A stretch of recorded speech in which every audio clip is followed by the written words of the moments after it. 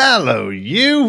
What screen's this? My name's Jonti. And I'm Brandon, also known as B224, and this is This Week in Ink. That was Penelope, by the way. Yeah, a little spoiler there for you. It was all planned. Each week we're wading through the ink planners to bring you the news and views on all things Lorcana. Coming up, we have a regular segment, Main Street Market Watch, and You Made Me Ink. And we'll be discussing the latest topics and taking opinions from the live chat. Hello, live chat! Oh, how are we doing, Brandon? We're doing good. We're making it. I just realized as we started, I was like, I should turn on my GoPro for this pack battle that we normally do, and it's not turning on. So we're gonna have to troubleshoot that for a second. We're gonna do more play up here. What? Hold cards and play like this. Yeah, I don't know why this thing won't turn on now all of a sudden. So I don't know. Your mic's clipping a little as well. Oh, that's great. My computer is probably like about to explode with everything that's happening. We'll see how we get on. Hi, folks. Elizabeth, hello. Overexerted, a Disney Lorcana podcast. Hi. I'm a big fan. One of the few podcasts I listen to every week. It is kind of hard to make them all. There's that many of them now. There's a lot of them. Right, Lorcana, how's it going, buddy? Glad to see you back in the space. It was one of the OG Lorcana content creators. And then I think moved to Europe for a bit or something. And then come back. I'm just going to fill while Brandon messes. I mean, this may or may not work. Who knows? I don't know why this is no longer working. So, big news this week is Set 5, and we will be discussing Shimmering Skies in great detail in a moment. But we did promise the RealPlay Network folks that we were going to do a big old announcement here. And we don't want to keep you waiting. We'd love you to stick around. We do this show every single week. And we talk about all the news from the week, whether that be card reviews or we look at big tournaments. Obviously, last week we had a big deep dive into Chicago. That was a lot of fun. Harry, thank you. And Cassandra, hello. So, yeah, we've got a lot to talk about with the Set 5. We're going to go through all of the set reveals that we've seen so far, and we'll have a little talk about the Lorecast as well. But first of all, yes, I did say we would discuss some new stuff from the RPN, and we'll be doing that. So for those of you who don't know, RealPlay Network is a Discord that myself and Brandon set up and then developed with a team of moderators who've been incredible and some judges. And it's a space to play with real cards and real people and have real fun. It's webcam-based gaming. For Lorcana, and I mean other games as well. There's nothing stopping you from playing any game you like in there, honestly. But obviously, we're mostly focused on Lorcana. And yeah, it's going incredibly well. We set it up, I would say, a month ago, I guess. I don't even remember. Maybe less than that. Yeah, maybe 2 or 3 weeks ago. And the original plan, honestly, was for it to just sort of sit alongside the other options that people had. For online play, me personally, I like all of the options, but I am a paper card player. I own the cards. I spend too much money on the cards. I want to use them. So originally, it was there to sort of be, a way to another option for people. And then, of course, it was announced that Pixelborn was closing down, and then we got a very large influx of people off the back of that looking for another way to play online. So what I will say is that it is not a replacement for Pixelborn. I don't think it can ever be. Yeah. It is really focused on physical play with webcams, and I don't think you're ever going to get that level of... I don't know what the word. I never could think of the word I'm trying to think of, but just the amount of games that people could have played on PB. Mm-hmm. You're just not going to get that with what this is, honestly, because it's just not how it works, unfortunately. But it is an option for you if you are looking to get games in between your weekly league, or if you're just not close enough to a game store, or if you don't like the game store that's near you, or you don't feel comfortable in that space. Hopefully this is a way that you can find games. So with that being said, over the last couple of weeks, it's kind of exploded. Today we hit 1,000 members. What? which is insane, Crazy. incredible. I never thought we'd be this big, this fast. Yeah. Million years, to be honest. It's kind of crazy. So the volume of games. Thank you, Ninja. That was the word I was looking for. Yes, you're never going to get the volume of play that you would have done with a digital client, but hopefully we can sort of provide a space that you can use. So with that, we basically had a relatively casual way of grabbing games. There's a little room that you could go to, and it would make a room for you, and it was very sort of ludicious. It was you went into a room and said, "Hey, anyone want to play?" And you just kind of sat there until somebody else said, "Sure." Yeah, until one which brave great. soul. It's done the job, but it hasn't been great. So we have been working tirelessly behind the scenes. And when I say we, I mostly mean Bradford. To be honest with you. He's done the absolute brunt of this work, and so I'm going to allow him to announce. So if it fails, it's all on me. Yeah, so as of today, we are implementing a brand new integrated matchmaking system and ranked play for RealPlay Network. So we'll get to show you guys how you can join RealPlay Network. It's all still webcam. We're all still doing webcam games, but there'll be a way that you can literally press a button, join into a queue, and then you'll be matched up with somebody close to your skill level. You'll be immediately pinged into a new channel that gets created. You join the voice channel. You guys play out your games. Once the match is determined, both of you will vote on the winner, and that'll increase your MMR, increase your rank, and you'll go up in the leaderboards. And you can either rematch that person, or you can go back and you can queue again. So we can do that for both ranked. There's going to be an actual ladder leaderboard. There's actually going to be some roles that we have for the top ranked players in the server. So there's a reason to keep climbing the ladder and keep fighting for those top spots. There's also going to be a casual queue for people who don't care about ranked and just want to play some fun games. I noticed an issue where you'd have a couple people that would say, "Hey, I'm looking for a game," and none of them would pair for something. Yeah. And so you'd have 3 or 4 people just sitting around waiting to play with each other. And to get around that, we have just the casual Q2. It has an MMR, but that's just to match you up against relatively similar skill level people. It's not really like a rank or anything. So that one, you just join the queue, and the leniency on that's a lot bigger too. So you're more likely to get matched up against people, and then you just play those games, and then you go on your day as well. We will still have the ability to create your own table like we were using previously. If you want to play the Lumineers quest or want to play some multiplayer games or any other different format that you want to do for Lorcana, or if you specifically want to test against a specific deck, you can still type in the looking for games chat and say, "Hey, I want to play against Bucky Discard. Does somebody want to play that against me?" You'll still have the availability to make those rooms. You can still make them private or public, whatever. But I'm really excited to introduce this ranked play. We're starting with Season 0, Attack of the Founders. So this was a bit of an in-joke from the place. We set up for the first event that we did was Founders Week, and it was basically if you got a game in within the first week, you got yourself a special Founders badge. And instantly, I can't believe I didn't even spot it, to be honest with you. Instantly, people were like, "Oh, you mean the Founders Week?" The Founder Week?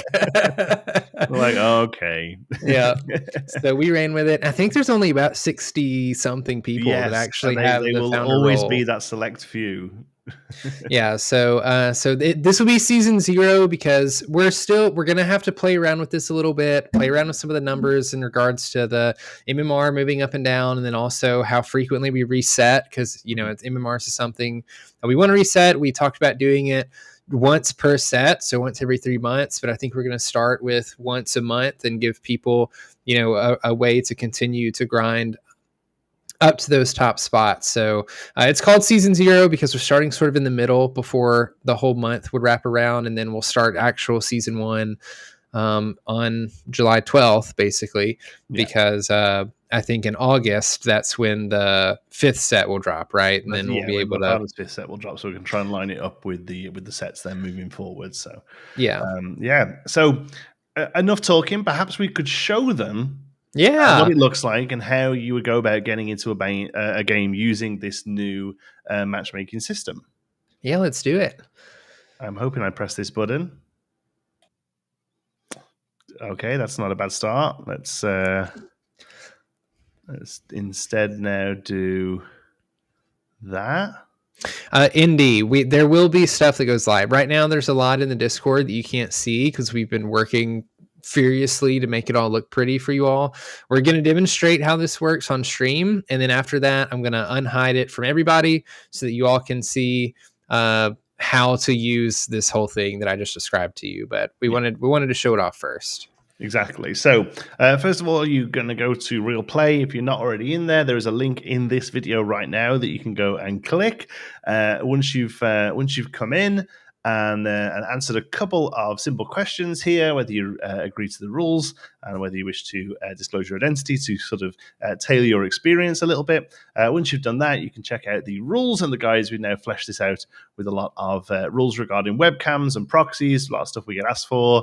Also, with thanks to who else did you help? Did you put this together? Lorcana librarian or Sarah. Yes, Sarah. She was just on the Illuminateer stream.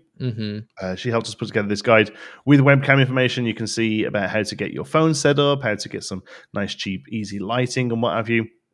So once you've done all of that and you're ready to play, you're going to take a look here on the left. You will see both ranked and casual matchmaking. So the only real difference between these is that the ranked is going to have a public point system and what we call an MMR, similar to an ELO in chess. It's basically a number that goes up and down depending on how well you do, and the game will try and pair you. The Discord, will try and pair you against people with a similar number to you.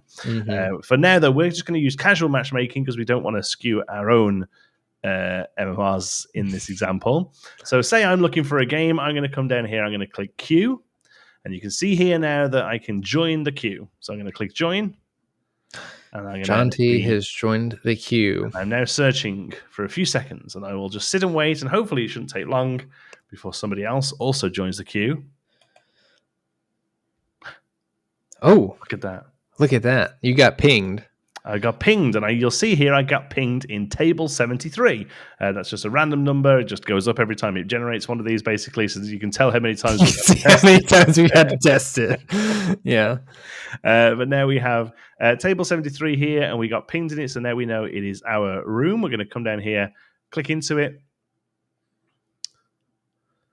and we can also see there will be a voice channel that is linked to that as well. So table 73 and then Q73. So we're going to come into Q73, and we are now both in the voice channel here. It won't really work very nicely because we're using the cameras here instead. But yes, here would be webcams. You go ahead and you play your game. So should we play a game? Yeah, and I go ahead and do we want to show them how to decide who wins, or are we going to do that after we do the pack battles? We have to see who wins first. Okay, all right, let's do it. All right, so we're going to come back over to this screen then, because we can't really, it's not very useful to be doing the Discord whilst we're streaming, but we're going to do a quick pack battle to see who wins. Let me put my camera around here. There you go. This was the Ariel pack from last week, people. So everybody that voted Ariel instead of Ursula, this is what we would have pulled. This is when we did, because last week we did Inklands versus thingy last week, didn't we? Okay. Yeah. So video. This camera on. If I can get this open. Oh, but it's an Ursula pack on the inside. All right. Camera's having to have a real good think about it. Oh, I tell you what, I'll plug it in, eh? Oh, that'll help. Oh. Yeah, let's try. Those are tight. All right. Go ahead and put this in our inkwell. For those of you who don't know how the pack battle works, we're just doing one pack. And you just open the pack. The extra card that you get in here with the QR code immediately goes into your inkwell. And then we just shuffle. We don't look at what we got. We shuffle. I think it's draw 4 cards, right? Yeah. Draw 4 cards. First to Someone does not 10. want to join in today. Lore takes this one. We're just having all kinds of. It's working. It knows the camera's here. It's telling me the camera's here. Let me just try again. Settings. Video. Yeah, we really like to scratch up the enchanteds, David. Oh, That's yeah, one of yeah, the things. Just rub them together. Cards are meant to be played, right? Almost revealed one of the cards on accident. All right, I'm shuffled up as we wait for Jonti to figure out his camera. Mine does not want to play tonight. Man, every night we haven't had issues. All right, I'm just going to do this instead. We're just going to go old school. You're just going to bend it down? Yeah, there we There go. we go. Oh, look at that. it's just so easy. This is just showing you how easy it is. Exactly. Oh, if you have a webcam attached to your computer, it's this easy. It's that easy. And for those asking, yes, you can use your phone as a webcam pretty easily, actually. All of those resources are in the RealPlay Network in one of the areas Jonti showed you. I don't remember what it's called. It's all there. It's all there. Jonti, evens or odds? Oh, evens. It's a 3. Is it? I'll take your word for it. I can't see anything on that dice. Oh, yeah, there you go. I know. Yeah, they're bad. I lost my other ones. It's a 3, so I'll go first. I'll give you some time to shuffle, but I'm going to go ahead and go through my mulligan. 4 cards off the top. Let's see what we got.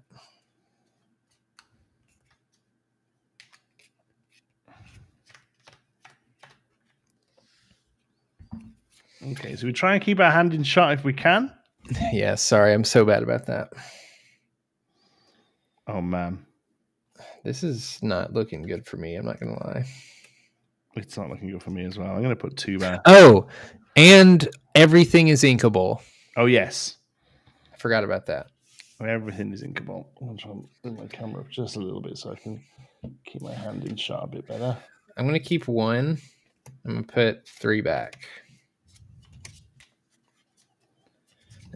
First card I flip is an enchanted Anna. Oh my goodness, Harry, I don't know if I can cope. Okay. My goal for this series is if I ever actually do find an enchanted, to just keep calm as much as I can and then just play it. All right. You ready? Oh, I'm ready. Okay.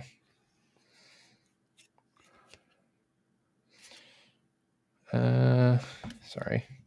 In frame, Brandon. In frame. Okay. But not so I can see them. Can you see them? I could make out where they were, but I could see the fronts. Panic. Okay. We're going to ink a panic.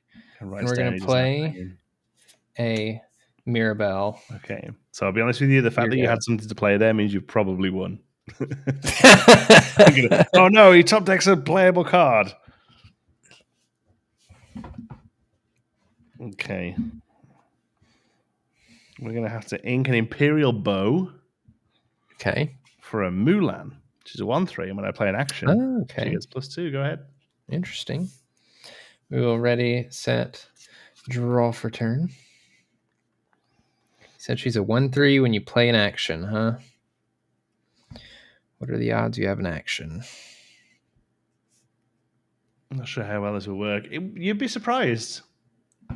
Games actually go pretty well. So I think I'm going to ink... Oh, this may be a mistake. We're going to ink a Jacques. Oh, that seems like a mistake. We're going to play Peter Pan Shadow Finder. Okay. And then, how much health does that Mulan have? 3? 3. We're going to pass. Oh. Thinks I might have an action in my hand. You might. You never know. Well, I'm going to ink my Mirabelle. Okay. I'm not a chump that plays her. I'm going to play a Pascal. It's a 3/3. When I play his character, look at the top 3 cards on my deck and I put them back in any order. Wow. Really good in this format. It really is.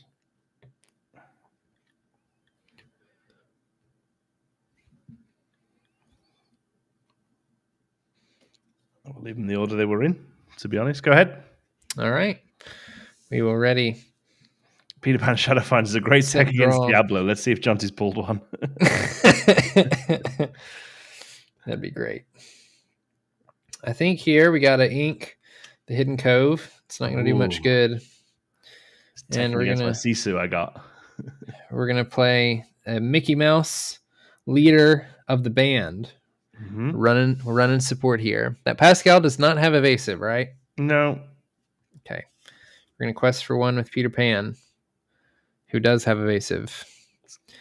Basically gonna win you the game, that one. And we'll pass. All right, I'm gonna upkeep draw. Oh no, yeah, I forgot about that. What's Peter Pan's stats again? A 2/3. All right. Did you get the brawl? Yeah. Ooh. Now do I sing it? You can't sing brawl. It's an action. Oh yeah, pack battle rules. Is that right? Yeah, go on. All right.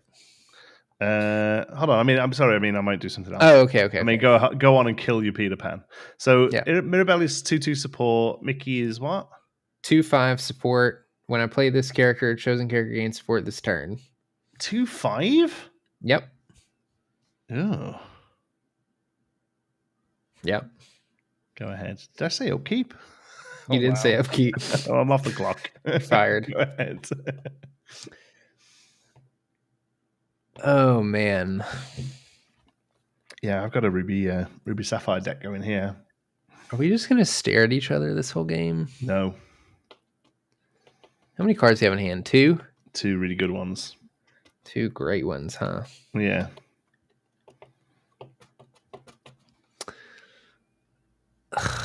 This is so annoying. All right. We're going to play our own brawl. Oh. I'm Mulan. Yeah. And we're going to quest for one with Mickey. And we'll pass. The brawl. Yeah. I put it back. Found it again. All right, we're going to Inca Iduna. Okay. We're going to pay 4. Oh, goodness. For a super goof. A super goof? Oh, my Lord. And Mickey's a 2/5? Yep, 2/5.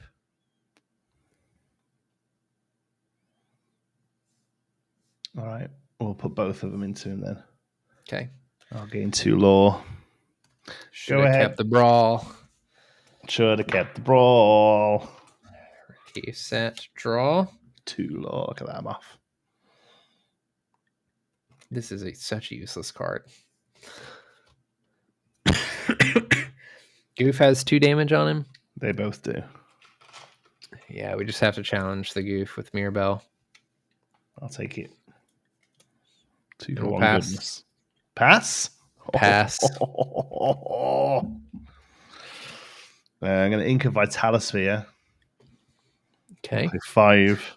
5 for a Chempo. Oh yeah. We're not getting past this. I'll quest for 1. Go to 3. Go ahead. All right. Let's see if we can draw a miracle.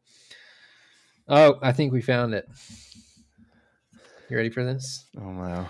I'll play Triton's Decree. Oh wow. That's I get to pick, right? Yeah. Each opponent chooses 1 character and deals 2 damage to them. I'll do 2 damage to my Chempo. All right. Go ahead. Draw.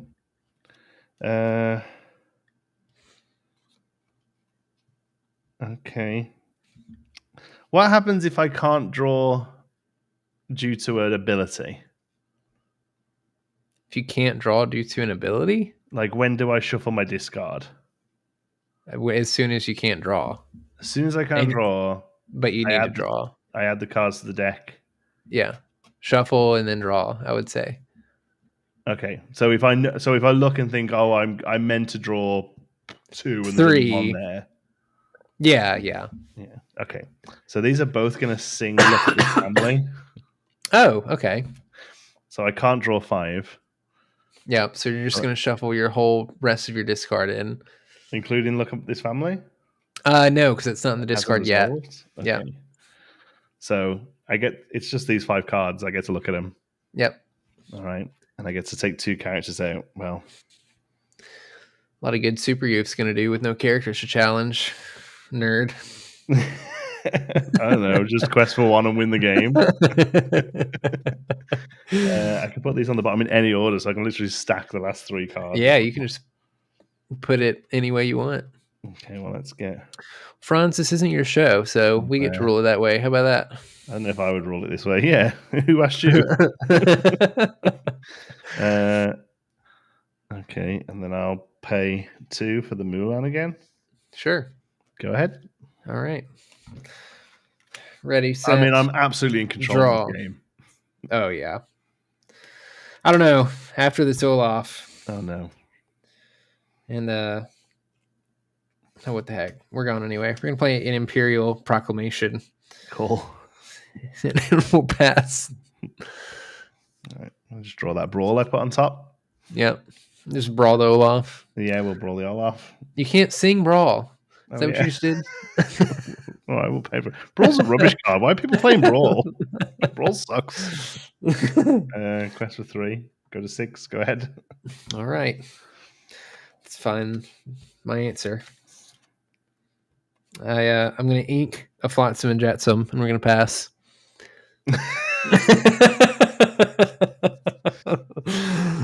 Oh, this is so good. I'll play 4 for a Goofy, 1 for a Fates. What is that? You get to look at the top card of my deck? Don't worry about it. It's a May. Get a 9. Poor unfortunate soul. It isn't a May. It's not a May ability. I have to look at the top card of your deck. Go ahead. Oh, it's a poor unfortunate soul. How fitting. Yeah. Have you not won yet? No, I'm at 9. What costs 2 or less?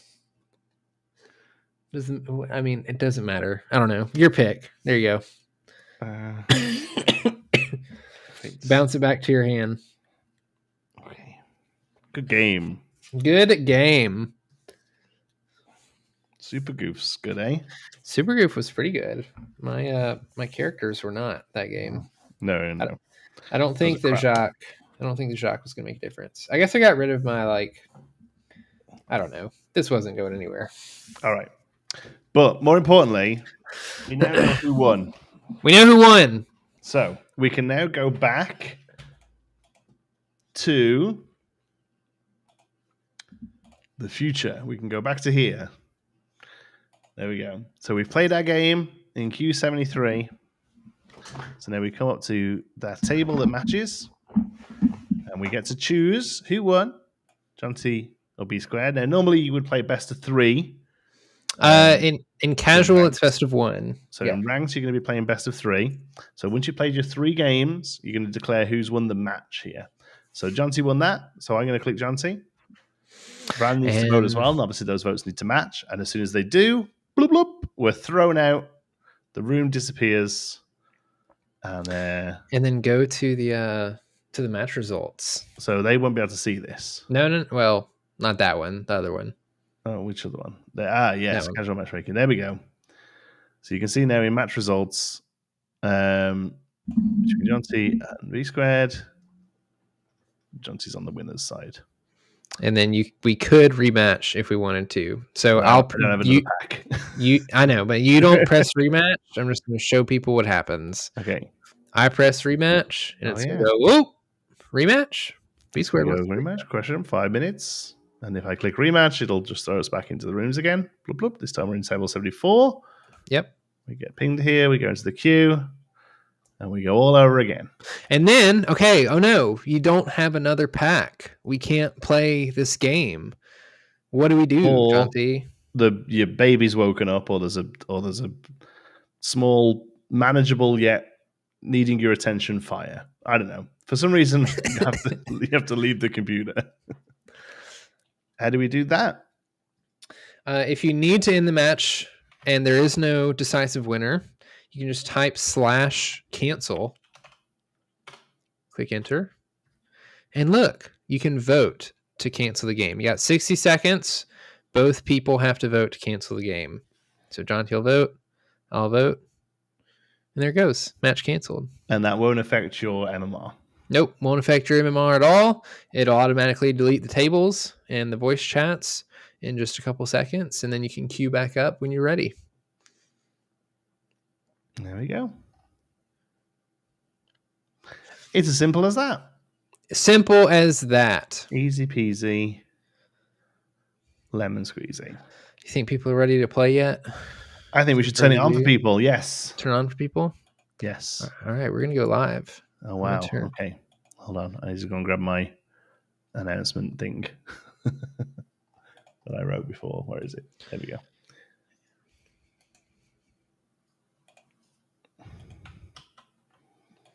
All right. It should be officially viewable and usable by everybody in the Discord. So if they've got a lethal on, if they've got lethal on board, I just need to start a small manageable fire. Yes, exactly. near them though, not like I wouldn't do where you are. Yeah. And there we go. Just pinged everybody to say it started. There we go. So if somebody cancels in ranked, so if somebody cancels because they're losing and they're being bad sports, you just don't agree to the cancel. Yes, and then it won't cancel. And eventually, so there is a timer on the voice chat in the lobby. It's a pretty generous amount of time for both ranked and especially for casual, but it will eventually go away if there is no victor decided. If you're running into an issue where somebody's not being a good sport, they're not voting for the winner, or they're trying to get around a loss, just at one of the judges, at one of the mods, let them know what's happening, and we'll get it figured out. So we are trying to. It says I don't have permission to view it. Might be a me problem. Don't have a permission to view what? Yes, tell us specifically what you're looking for. No access. This is great. This is why I wanted. This to is exactly on stream. Okay. Yeah, I was like, do you want to just turn it on beforehand and then we'll announce it? And he was like, no, I want to do it live because there's no way I have to mess this up. For the channels, for the info on how to use them. So you can't see any of the channels, or you can't see. Oh, I see what's happening. Okay. I can fix something. Okay. That just got fixed. And that should already be fixed. Okay, no access for more details. Okay. Yeah, you don't need to chat in the queue. No, you should. The only thing you just have to queue is press Q. There's no button. Okay, well, maybe we have to figure it out after. I don't know. You can see the queue, but no button. Okay. Let's mess with it a little then. Well, I'm going to get rid of the announcement for a minute then. Let's do this.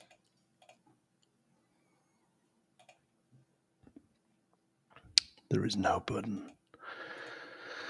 Do not try and press the button. Just realize the truth. There is no button. Oh, it's a channel history. That's what it is. Yep. Okay. Because you posted it before you opened it. Yes. Thank you. That's exactly what it was. Okay. One brief moment, and it will all be... should all be fixed then, if that's the issue. I'm going to have a look through my pack again. Let's see what we got.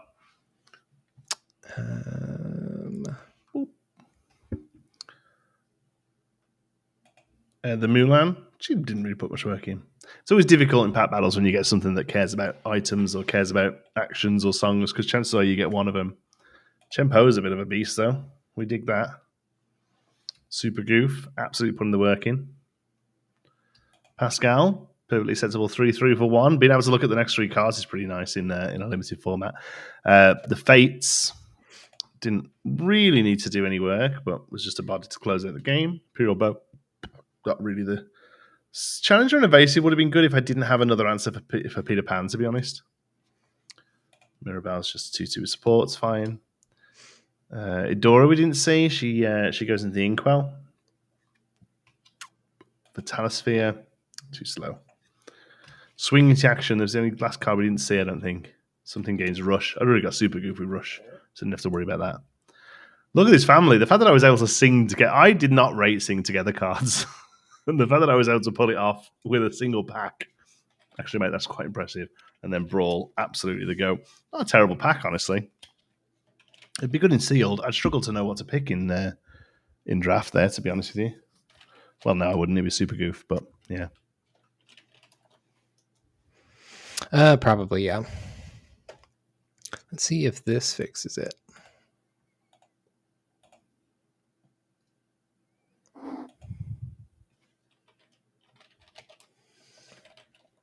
I feel like you just have to repost the queue, right? Yeah.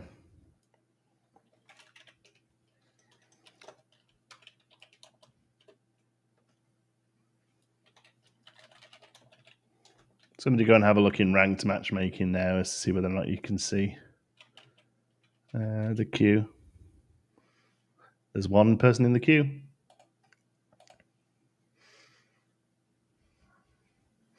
Okay. I think they can see it at least. Yeah, I'll have to there's 2 people in the queue. And now there isn't. Now there's 2 people at the table.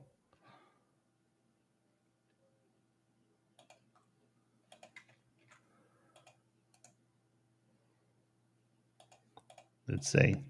Remember to only join the queue if you're ready to play, folks.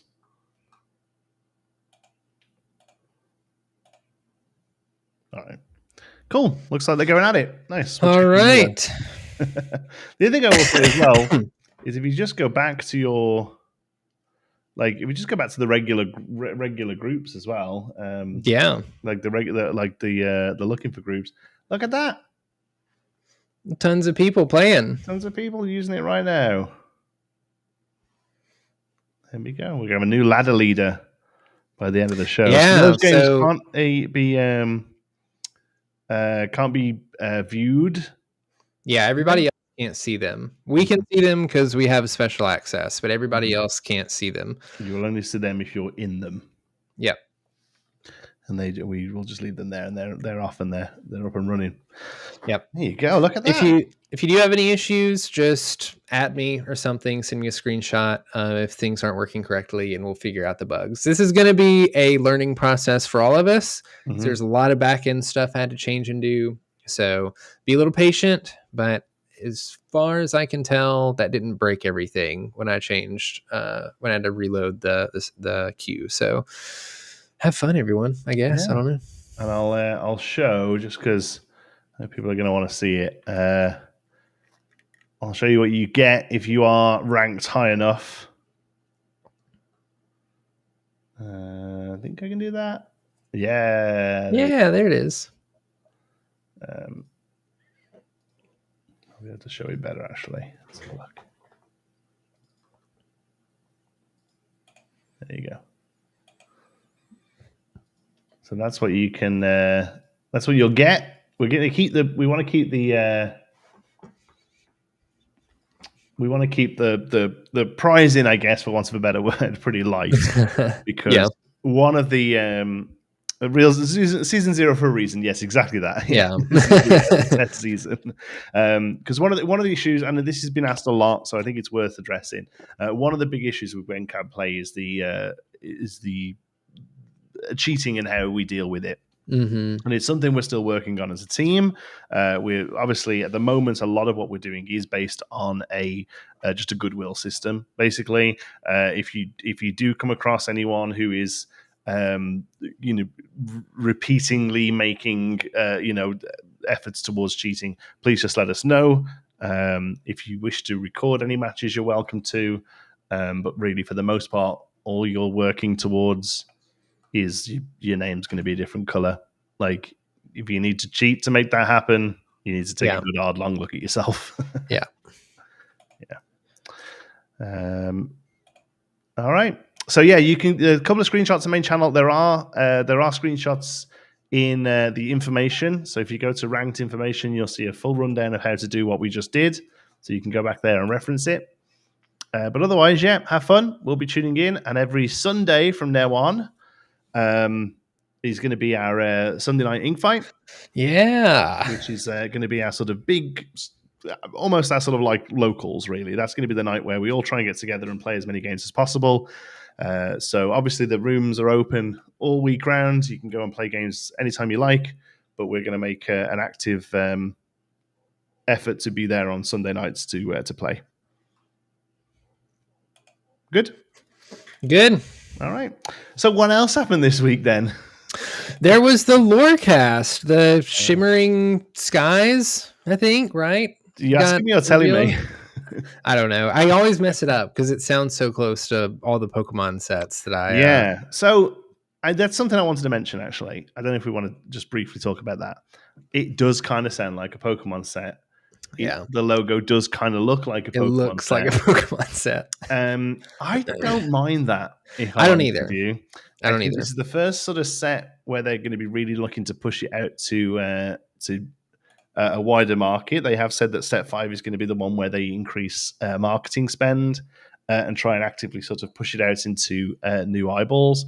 So I think having it a little similar to something people might already know is a solid idea. I don't know whether it's a conscious decision or not, but I don't think it's a bad idea.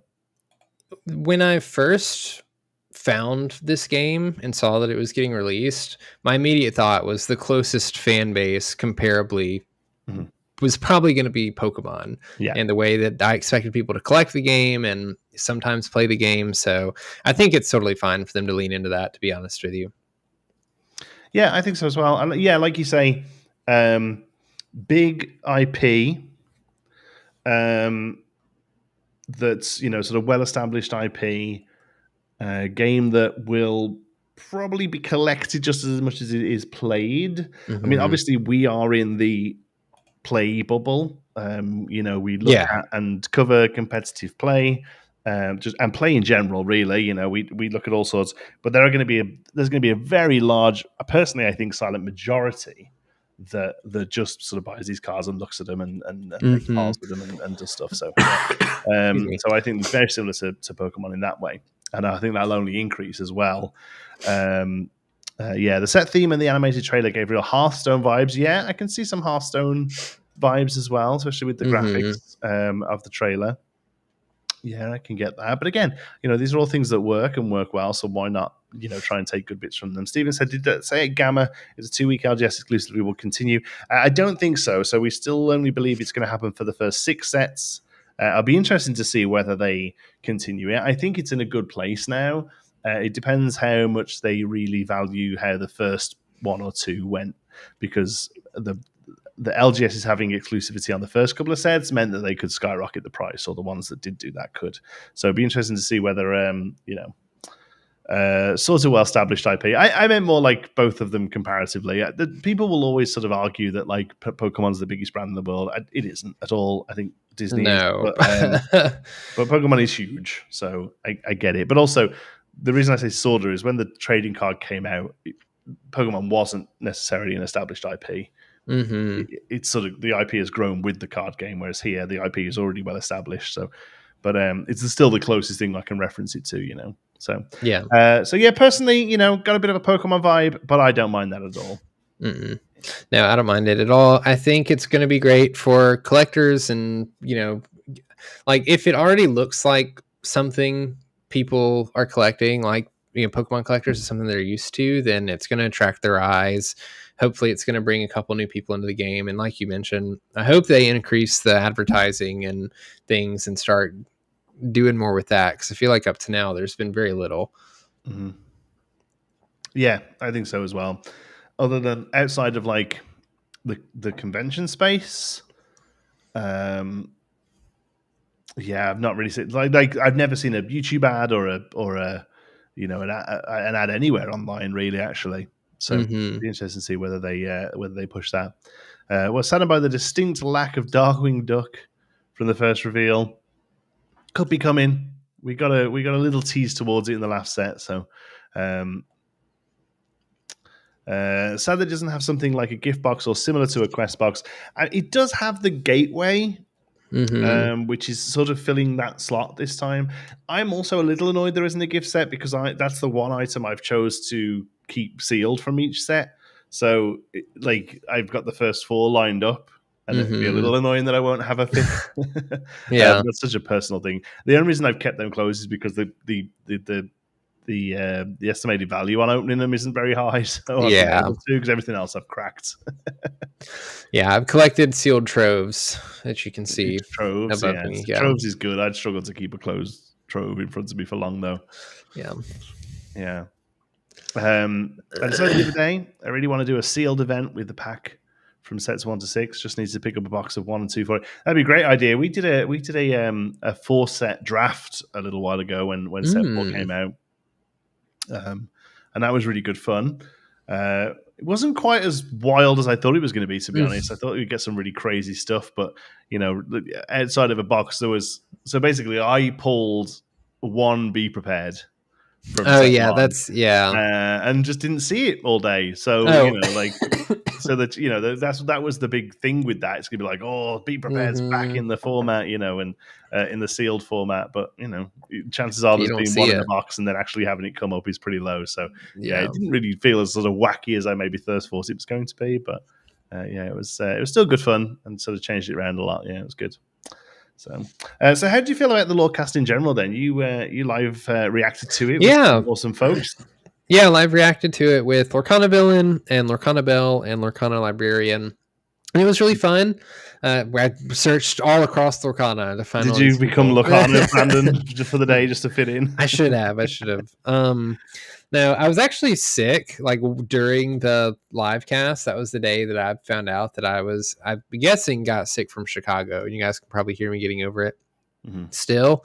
So I was having a little bit of a difficult time, like really focusing in and being excited and keeping the energy and all of that. But I think a lot of people went into the Lorecast expecting a lot. I mean, the last Lorecast, we got a lot of information, right? I think for the last one, the Disney Lorcana challenges got announced. Well, the whole pro circuit got announced, really. Yeah. We got a new set, we got a new trailer, we got this cool, interview with some of the different Ravensburger people. The Illuminateers were on there. It was this whole big studio production that was live for half of it. And it was this big thing. And I don't know if that's what everybody was expecting this time around as well, or what, because I know that I saw a lot of people say that it just wasn't as much as they were expecting it to be, or wasn't as exciting as they wanted it to be. It was about as much as I was expecting it to be. Like, I was excited. I actually thought we got more cards than I was expecting to see this early for the new set. I very much expected to see a trailer for the new set and for us to see the new name, maybe a few products and a handful of cards. So the fact that we got to see a bunch was interesting. I thought it was cute that Ryan and Shane and a bunch of other people, or they all sat down and played the Lumineers quest. I thought it was pretty funny, and like you can see just how difficult the Lumineers quest is. They played it on easy and lost. I love the fact that it was pre-recorded, but they showed them losing. Yeah, they didn't think, let's go again. Let's record this again so we win. They showed them not doing well.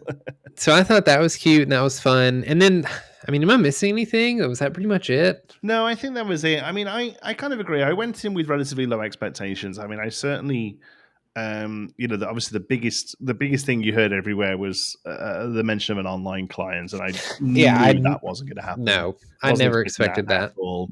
But I did go in relatively low expectations, and to be honest, they weren't really met. All of the set 5 stuff was great. Very happy. The trailer was awesome. The cards they showed were awesome. The way he showed them were fine. A lot of people saying that, like, him opening the pack and not showing it was like mean. I just think that's. I thought it was fun. I think it's quite funny. And then proceeded to show 22 cards, which is more than you see in a pack. So of varying rarities. Like, we saw multiple legendaries. So I don't feel hard done by that. I didn't see those specific 12 cards he had in his hand. That didn't bust me at all. I thought that was a funny bit. Yeah. I will say, I actually preferred the pre-recorded nature of it, honestly. I actually like it. It doesn't need to be live. Yeah. And making it live just gives you more issues. And I do wonder if they were perhaps meant to be live segments of it that didn't come to fruition because there was a very long lead time on the event. Started about 40 minutes later than it should, and then there was a intermission of about 20 minutes, maybe more. In between the two bids, and seeing as they were all pre-recorded, I'm not too sure why that happened. So obviously, tech stuff happens, tech issues happen, and that is fine. But I do wonder if maybe there was meant to be some live elements to it, and they weren't able to work out. I don't know. But I personally, I didn't mind the fact that it was pre-recorded. I'm kind of happy with that. It doesn't fuss me at all. I think Ryan is fantastic on camera. I think he is incredibly genuine. I think he is hilarious. Like the bit where he said something in all the languages. Yes. It was he's really funny. It was really funny, and just like the editing of it was amazing. Like he just finished and he'd go, and it just holds for just a slight second longer than you think it's going to. And I adore that kind of awkward humor. I don't know if it's the Britishness in me or what, but I'm a huge fan of that kind of like slightly awkward humor, and he does it amazingly. Like I think he's fantastic. I'm a big fan of both him and Steve, but I think Steve will honestly, I'm sure Steve will be the first to say that Ryan is the front man. Like Ryan is the guy. Steve will sit down with you and talk about the game for hours, but I think Ryan is much more comfortable on a camera doing it. So I think he was fantastic. I think how the cards were shown off was great. I like the fact that we got good quality digital versions of the cards almost instantly. The media kits all went live, because I was sitting there thinking, oh, am I gonna have to sit and like crop these out of screenshots here for my videos and stuff? But luckily most of them went out as part of a media kit to us quite soon afterwards, which was great. So that was all fantastic. I didn't need to see a playthrough of Illumineers. I'd already played through it a dozen times by the time that video was shown. I wanted to see Gateway be shown off, and that's what that should have been. Yeah, I didn't much mind the Illumineer quest thing. I've only played through it once, and I realized that they hadn't shown it off at all. Like the last time we had seen anything about it was the previous Lorecast, and they announced it, and that was pretty much it. So I didn't find it real odd that they played through it. And again, I thought it was cute to see them interact. But I kind of get that. Like a lot of people already have their hands on the quest. They've played through it a bunch of times. A lot of the people that are probably watching this, like if they were gonna buy the quest and play it, they probably had. So yeah, I get that. Yeah, and I would have liked a little bit more information about just the sort of state of play. I really loved the video they showed of the challenges. The challenges. Yeah, I completely forgot about that. And Rebecca and Becky and Tannen and all the other folks they had on. Like that was really great. I love that sort of just high production value. Like slow pans of the rooms and stuff. I'm absolutely sucker for that sort of stuff. I'll lap it up all day. Give me slow pans with some good royalty-free music in the background. I am there. But I would like to see that fleshed out a bit more, talk about the ones that are upcoming. We knew we weren't going to get any mention of continentals or worlds, but that's only because we'd seen a reply to a tweet somewhere, right? Like, so I think a lot of people went in thinking that was the sort of thing they would show as well, and mostly because the first one, like you said, set up so much. The first one was, here's the next set, here's what that looks like, here's the product line, here's news regarding the organized play circuit. So I was kind of expecting a similar kind of flow. So again, everything that they did I enjoyed. I was just expecting a little bit more. That's it really. Yeah, and I get that. Like, I don't know. It's an interesting point that you make about maybe there was supposed to be a live section that didn't happen because they did start about 30 minutes late. They said they were having technical issues. There was also an intermission. So I could definitely see that happening, and maybe that's where we missed out on some. But there was a lot of information, like you also mentioned, that we knew we weren't going to get. So it's not like they did have a live segment where they were going to talk about Continentals and then everything blew up, so then they couldn't and they didn't. Like we just knew we were never getting that information. Yeah. But I don't know. I really appreciate that even though we didn't get much more than the new set, some cards, I completely forgot about the challenge video thing. I was very happy with that too. Mm-hmm. I have something to say about that in a second. But I liked it for a new set. It felt kind of like a celebration, right? Like we're all excited for this Lorecast to watch the trailer together, see a couple new cards. Ryan addresses the players, and Ravensburger as a whole addresses the players, because they could just as easily make a tweet and say, "Hey, look at the new set that we're releasing," and then drop the trailer, and then that would be it. And that's not near as exciting as the hype that's built up around this. Yeah. And I think the trailers are just getting better and better. Like the trailer for this one was so good. Yeah. And then I was also really glad to see the shots of the challenges, because I've mentioned it before on the show. I have a history playing Pokemon before I played this, and I absolutely love their production for their regionals, and it is full of that. It's like every time they have a break, they have a short video talking about a past regional and somebody going over it, or somebody explaining how the game works, and it's full of those shots of all of the competitors, and it helps you feel like you're there and you understand the player base a little bit more. And I think I hope they keep using things like that and even implement them into the actual like challenge coverages. And, we get little things like that eventually too. So that was kind of exciting to see. But yeah. Yeah. The only other thing as well, it's purely specific because I was watching it in work, so I was having to sort of step away every now and again to do my job. But I totally missed Ryan saying that's the end of the news segment. We'll be back on the Lumineers quest. And because I missed that, I spent the whole time through that Lumineers quest thinking, okay, well, this is what it is, but there'll be, we'll get something else afterwards, Yeah. And then they finished the Lumineers quest and was like, thanks for watching. I was like, oh, okay.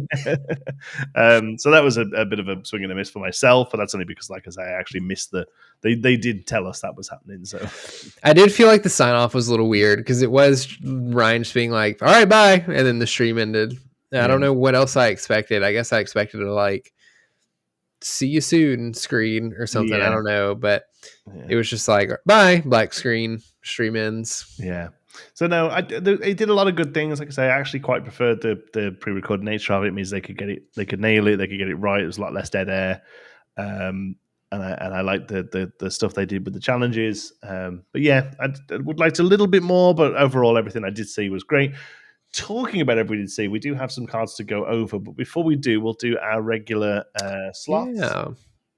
So we do have a little market watch this week. We can hopefully see the right thing.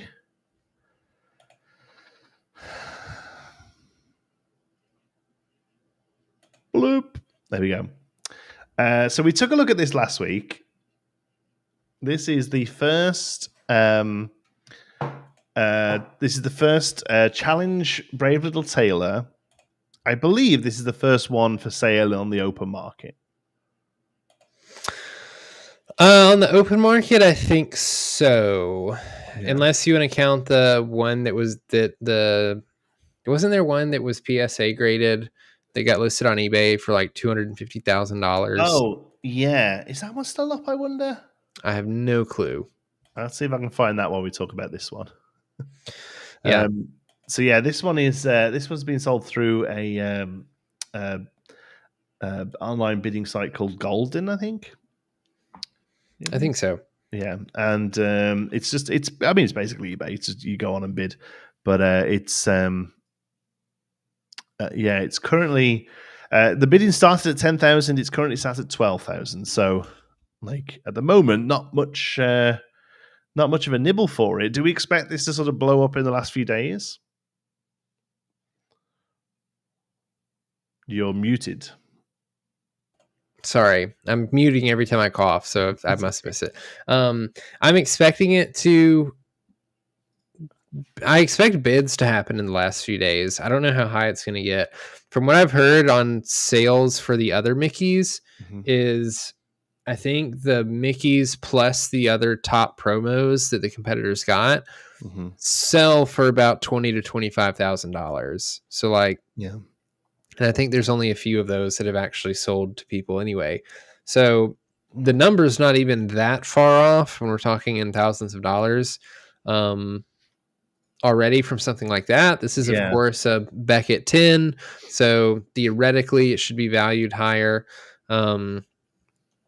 So I don't know. Every time I throw a guess out on where I think a Disney Lorcana card is going to land, it ends up being a lot lower than I expect it to be. So who knows, man? I would guess like 25,000 is as high as this goes. We'll see how we get on, and we'll keep an eye on this. We'll pop into this one every week. It's only at 12.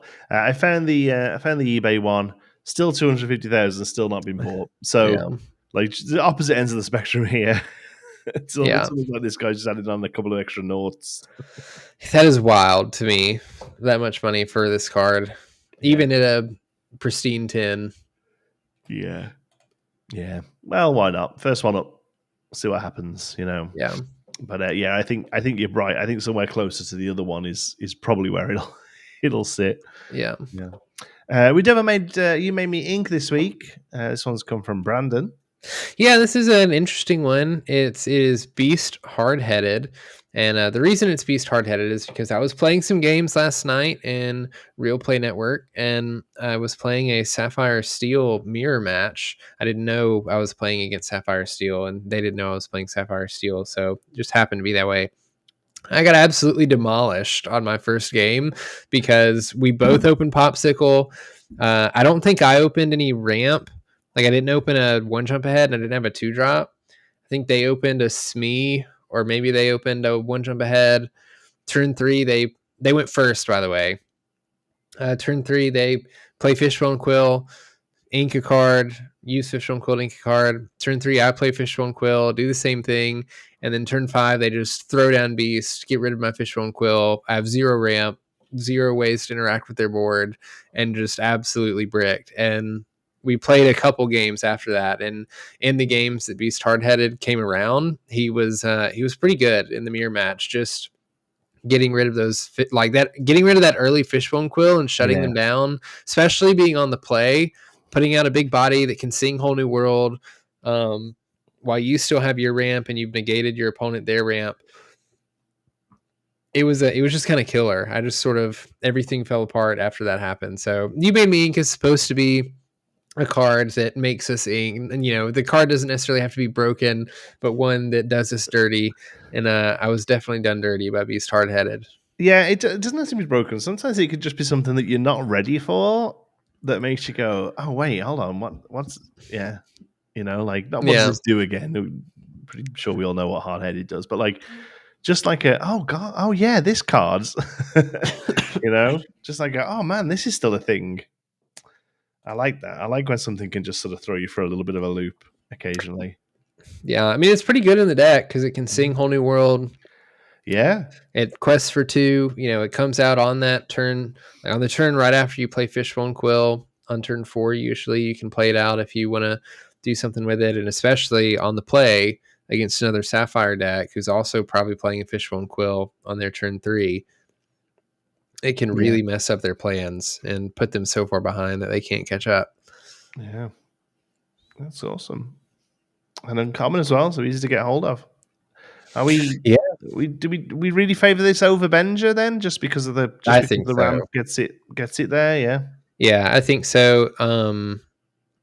Because the curve is too easy. Even if you hit something like let's say you don't do the Fishbone Quill, but instead you ramp with a one jump ahead. You do like Popsicle, one jump ahead, Hiram.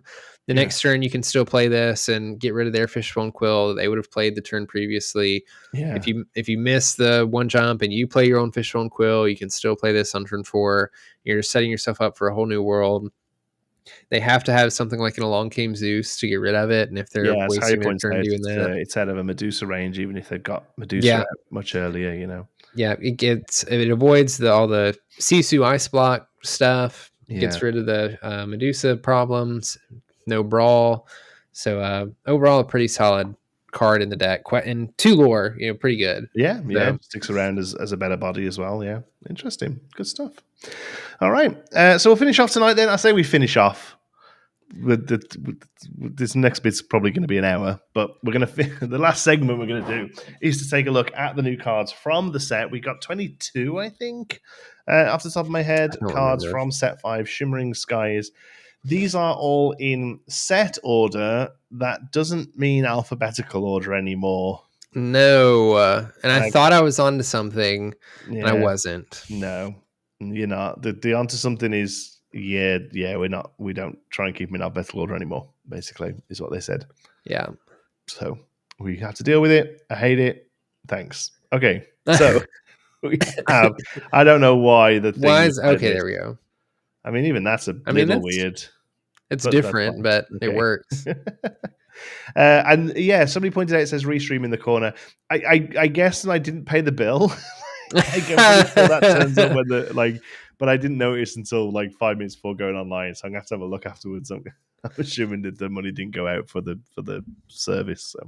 So real quick, Steven, I thought I was onto something in that the numbers were messed up, because if you ever watch Wreck-It Ralph, Vanellope's glitched, right? And she sometimes doesn't work right. And that's kind of part of the whole movie. And I thought it was going to be a clever thing going on with the set where the cards were glitched and out of order. And maybe that was going to tie in. And yeah, it's just, that's not it. Yeah, no, because even the 2 Sapphire cards we've seen that are in the wrong order, and neither of them are cars or anything. It's Prince John and something else we'll see in a minute.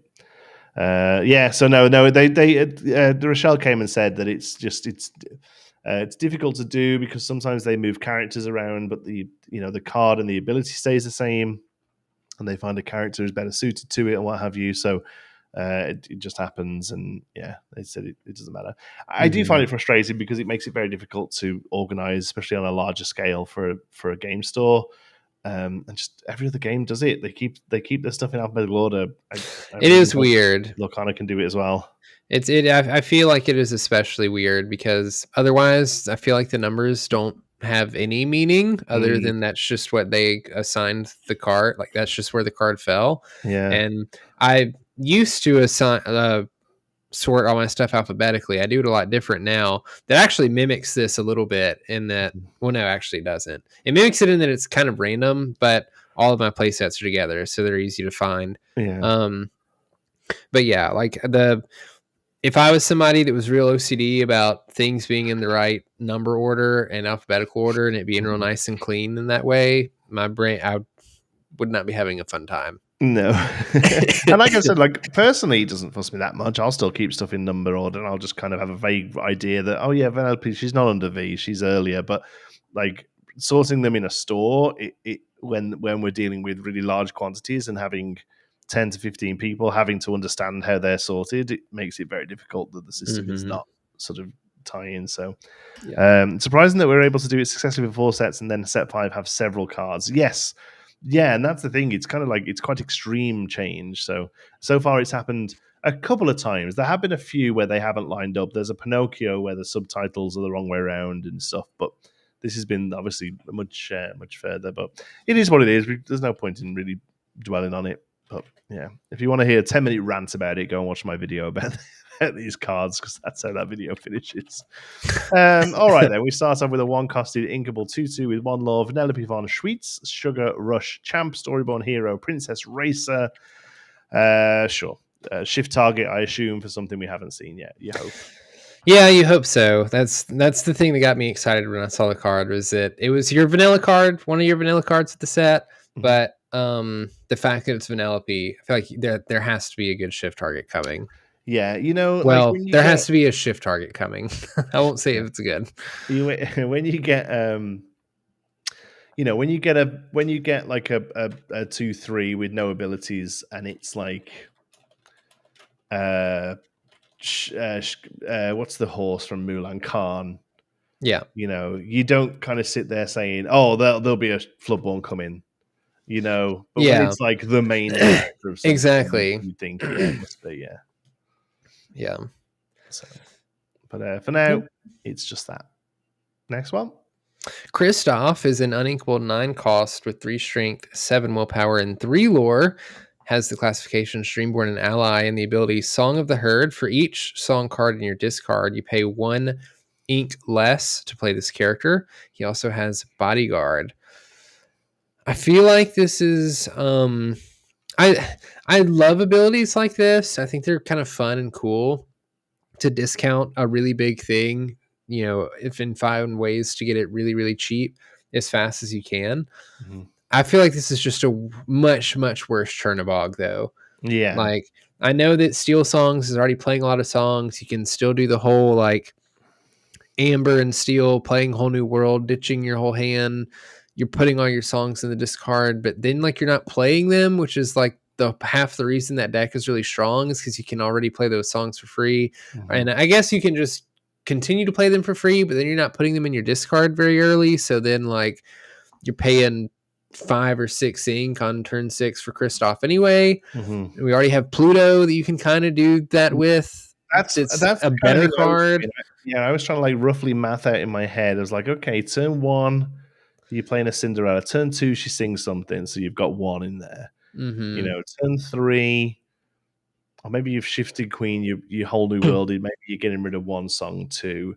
Like by the time, I think 6 is where this sits. I think turn 6, there's 3 songs. You play this for 6, and if this was a 6-costed 3/7 with 3 Law and Bodyguard, I wouldn't be. You know what I mean? Like, yeah. So it's big Chernobog for songs. If it's happening, I think it's a bit win more. Really, it's if your discard is full of songs, probably because you're doing quite well. But I said the same about Chernobog, and he sees a little bit of fringe play. Maybe this is a one or two of in a Steel Song deck, something you could just throw down super cheap after your 3rd Whole New World, alongside something else. That's my question: is this any better or worse than Chernobog? And the real factor for that is like it is the Bodyguard any better? Because the stats are worse. The stats are just straight up worse. So is Bodyguard any better most of the times that you're playing Chernobog? And I'm gonna say no. Most of the times Chernobog is really great because he's that final thing that's questing for a bunch that your opponent can't answer. Yeah. This thing gets hit by Madame Medusa. Like you go through all this effort and play this, and your opponent has a Medusa, and they just get rid of it. And it's like that's half of why Chernobog sometimes sees play in certain decks. So there's very little that answers him other than like pure removal. Yeah, and a lot of people aren't really running that anymore. A lot of it's more conditional. So Yep. I think the art's great. It looks awesome. Orbs are that are hanging around. Yeah. 4-costed Inkable 2/2 with 2 Law. Bruni, Fire Salamander, Storyborn ally with Evasive. And when this character is banished, you may draw a card, uncommon card with art by Kendall Hale. Why is this 4? It seems a lot, I think. Yeah, it does for an evasive character. I mean, I don't know. We have 1-drops that let us draw when they're banished. I don't know what this is for. I think this probably 3 is probably fine. 2 uninkable, but I think 4 is huge. I agree. I mean, it's a lot of good stats on a card in regards to like evasive and 2 lore and drawing the card, but I don't know when you're playing. I don't know. So many other things you're playing on 4 in Amethyst. Yeah, there are. Like I'm trying to think of all the stuff on 4 I'm playing, and of course there's Rabbit, there's Goat that like immediately comes to mind. I guess if you're trying to build around an aggressive evasive package, like this isn't the worst. It just has the same issues that evasives already have, which is that the characters are a little weak and it's gonna suffer playing against something like a Sisu deck that cares a lot about lower strength, like Ruby in general, I guess, or even Steel because of its low willpower. So probably never makes the cut. But who knows? I think you're right. Breaking news: we have a leader. We have a leader. Congratulations to Franz Travis Tavern, currently first. Let's see if I can show it real quick before we go back to these.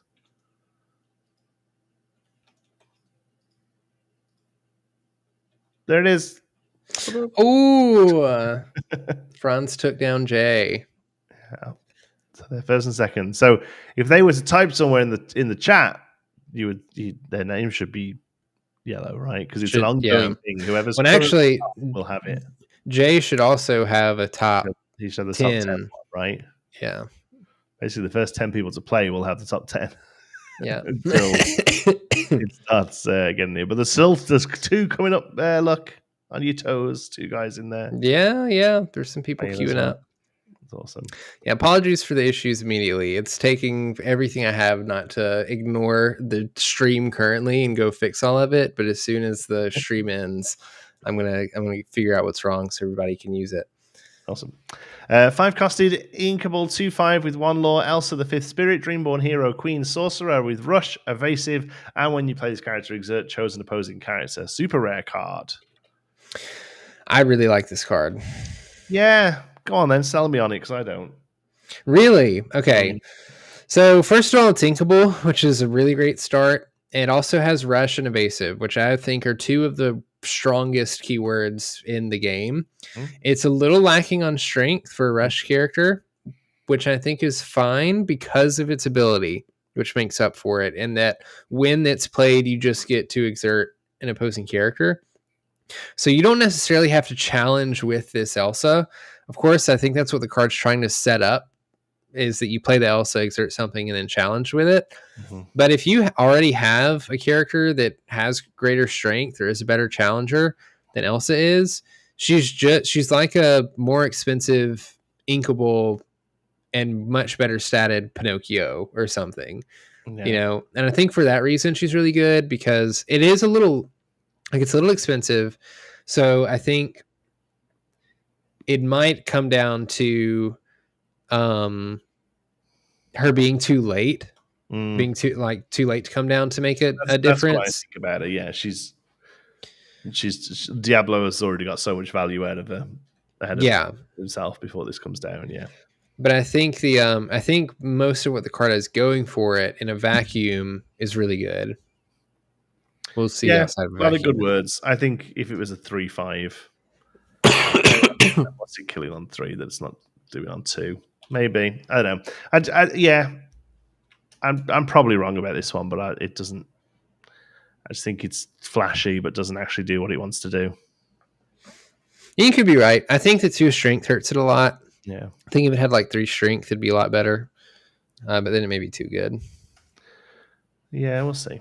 Next up, we've got Scar, Vengeful Lion, and an Inkable. Goodness, 4 cost, 4/2 with 1 lore with the classification storyboard villain, and Ward has the keyword Ward and the ability Life's Not Fair, Is It? Whenever one of your characters challenges a damaged character, you may draw a card. I don't like this card. No. It's 2 little willpower. The first half of the abilities sounded great until it got to damaged character. Damaged characters, isn't it? Because the first time I saw this card, I was like, "Oh, I guess this isn't too bad." And then I missed the damaged part, went back and read it, and it's like, "Oh, never mind. That's no good." That's how we normally have it. It was weird in me that our faces were all big. Sorry. That's all right. It's all right. Yeah, I mean, this Emerald Seal damaged stuff may become a thing, but I don't think it's there yet. Yeah. 4-costed Inkable action song, You're Welcome. Shuffle chosen character, item, or location into their player's deck. That player draws 2 cards. I will sing this with a rabbit all day long. That's about it, though, I think. Yeah. I don't know. This is a tough one for me to analyze because it's Yzma's ability, right? Just on a song. And I think what made Yzma playable sometimes was her flexibility of either a emergency get rid of a threat button, even if you're letting your opponent draw 2 cards, you're getting rid of their big threat, which wasn't ideal. Or sometimes you can take your board and you can say, okay, I have this, one quester or two quester. I'm going to quest with it. Then I'm going to play the Yzma, put that back in my deck. And now I'm not overextending. I've still built my board up with a little bit of extra lore. And you could kind of safely do that.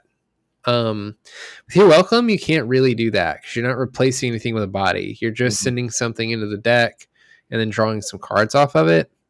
So it's hard for me to tell if this is going to be good enough to actually see play, especially since you already have cards like we don't talk about Bruno. If you're really looking for like a card to get rid of a threat or at least get it off the board,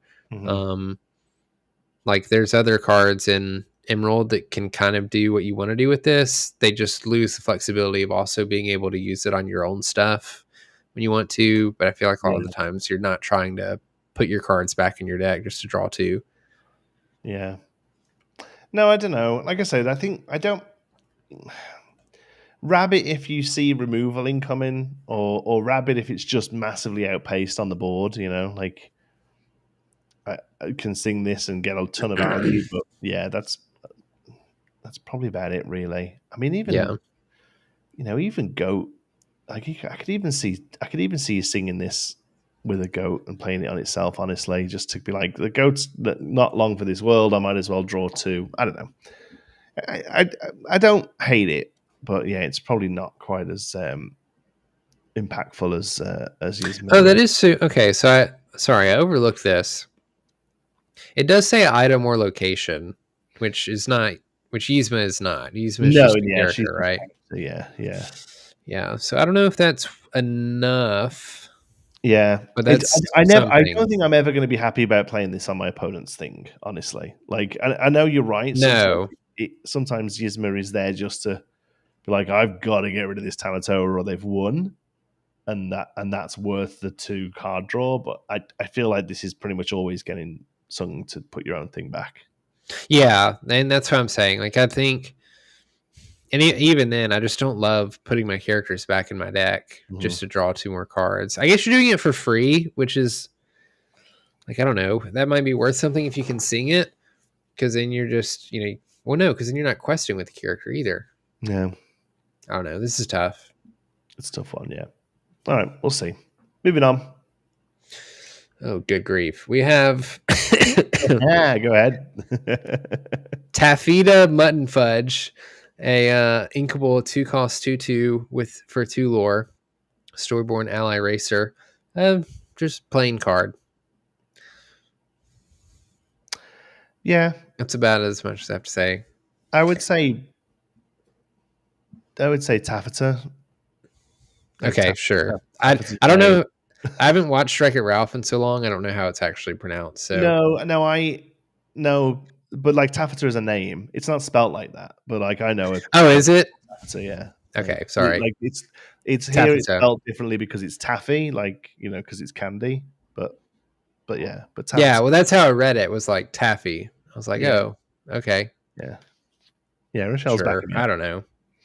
Rochelle's backing me up. Taffeta. If you think I'm the person that's going to know how to pronounce things correctly, good on you. I don't know.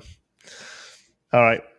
2 lore, that's nice. 3-costed inkable, 1/4 with 1 lore. Wreck-It Ralph, Demolition Dude, Storyborn Hero. Refreshing Break. Whenever you ready this character, gain a lore for each damage on him. I feel like this is a little slow. Yeah, I think it is, unfortunately. I was excited to see this card because for forever, I've wanted to make a self-damage deck work. And there's a couple pieces to it that we have, and most of them are in Ruby, and even the extra stuff that you need to make this pop off, like readying your characters, is also in Ruby. Yeah. So I want this to be good, but I just know it's not going to be good enough. What? Is it get on your feet? Deal 1 to everything. And ready them? I think so. Yeah. Like, I don't know, maybe he gets enough support for be a thing. This is definitely going in there. And I always think with these kind of things, it's worth just sort of just keeping it in the back of your head, right? For when we do see it. My issue with it more than anything is that it's only 1 lore for each damage on him. Yeah. So like maximum, you're gonna get 3 lore when Wreck-It Ralph readies, and to do that, you have to put the damage on him. Then you probably have to find a way to ready him on your turn, because if you exert him and then wait till the next turn, your opponent's not going to let you get away with. If they have anything on board, they're not going to let you get away with it just readying on the start of your turn. Yeah. So it's already a lot to make this work, and you're doing all of that just for 3 lore. And even if you can get some crazy combo off where you can like ready and exert him a couple times in the same turn, like it's just not fast enough to put all the pieces together. Currently not, no. Patchy says, no villain classification. Have you seen the movie? Bad guy. He's a bad guy. He's a bad that guy. Doesn't make you a bad and guy. That's good. I don't remember how that goes. Yeah, I'm bad. Yeah. 2 costed. Here's the villain. 2 costed uninkable 2/3 with 1 lore. Turbo Royal Hack. Storyborn villain racer with Rush, and this character also counts as being named King Candy for Shift. Ooh, that's fun. Interesting. Yeah, 2 costed 2/3 with Rush is pretty good, I think. Yeah, I mean, not bad for stats. I'm more curious about what the heck King Candy's going on. I mean, on its own, it's you're sacrificing inkability for a Queen of Hearts that might stick around, right? So the Queen of Hearts is a 2/2 with Rush for 2. This trades into her, or trades into a 2/2 and sticks around. So because of that, it's uninkable. And yeah, sure, King Candy being shift is good. Yeah, interesting way of wording it. It's tricky. I wonder how they decide how to settle on these sort of things, because we've seen Vanessa from The Little Mermaid, and she's just called Ursula in the game. Ursula, Yeah. So this, you could, this could have been all the King Candy cards are just called Turbo, Turbo disguised as King Candy. So, but that doesn't feel right. So is it because of how much time perhaps they spend as the alternate character in the movie that dictates whether or not it's worded that way? Do you feel like? I have no idea, because you're absolutely right. Like this card could have been called King Candy, right? And then had like Turbo as the. Well, it'll be the other way around, because he is Turbo. Turbo is who he actually is. King Candy right. Is a disguise. Right. Yeah. Spoiler alert for Wreck-It Ralph that's 10 years old. Go on. Yeah. So I don't know. Yeah. That would be weird for it to be called Turbo. That'd be weird for all of the King Candy cards to be called Turbo. Yeah. But it isn't weird for all of the Vanessa cards to be called Ursula. Yeah. So maybe it's just the amount of time spent, perhaps. Yeah. I don't know. But stat-wise, I'm into this. 2/2/2. Yeah. 3 for 2 with Rush is cool. Yeah, I agree. And sure, if we get a good King Candy that sits over him, if he does survive, like a 5-costed King Candy with shift 3, So this comes down on 2. If it sticks around next turn, you shift it, and if it's like for every damage this has on it, oh man, you could something great. You could do stuff, right? So we'll have to wait and see. But as it stands, I actually think these could see a bit of play just as a 2/3 for 2 with Rush. Yeah. All right, go ahead. Oh, yes. We've got Donald Duck Pie Slinger, an inkable 5-cost 3/6 with 1 lore. He's a Floodborn Hero Knight with Shift 4 and an ability Humble Pie. When you play this character, if you used Shift to play him, each opponent loses 2 lore. And then Raging Duck, while an opponent has 10 or more lore, this character gets +6 strength. Yeah. So he's a legendary. He's a 9/6 when you're probably losing. Well, you could have. It's not 10 more lore than you. No. You lore. No. It's I don't know. I feel like this is a lot of text on a card that doesn't matter. Yeah. So kind of because like the meta, I can't help but look at these cards in the scope of where we're currently at in Disney Lorcana in the meta that we play in. And Sapphire is just so hecking strong and its ability. Yesterday, in one of those Sapphire Steel matches I was playing in our game 3, I went from 3 lore to 20 in a single turn. So you'd have swizzed past Donald Duck. Yeah, so Donald Duck never would have had a chance to come online. And so like when I see abilities like that require your opponent to have a certain amount of lore, or even that force your opponent to lose lore, that all of the cards that force your opponent to lose lore in this game are just so slow, and they have to be right, because like if there's a card that said your opponent loses 5 lore when this is played, okay, that's like that's gonna be too oppressive. So you have to dial it back a little, but I just feel like they're never good enough, especially with the way that the game's developed with Lucky Dime and Tamatoa, and people's ability to just gain an ungodly amount of lore in a single turn. Yeah, Donald Duck Legendary is something else, eh? Yeah, it's so sad because I love Donald Duck too. 4-costed Inkable 4/4 with 1 lore, Rancis Fluggerbutter, Chocolate Charger, Storyborn Ally Racer, common rarity. That's Fluggerbutter. Fluggerbutter. Sure. Yeah. Just a what is it? It's like 4/4. I said it fine, Rancis Fluggerbutter. Yeah, Rancis Fluggerbutter. I'm trying to what's the joke that people always make with names that sound like this? I'm not a Fluggerbutter, I'm the Fluggerbutter's mate. No, it's like Fluggerbutter.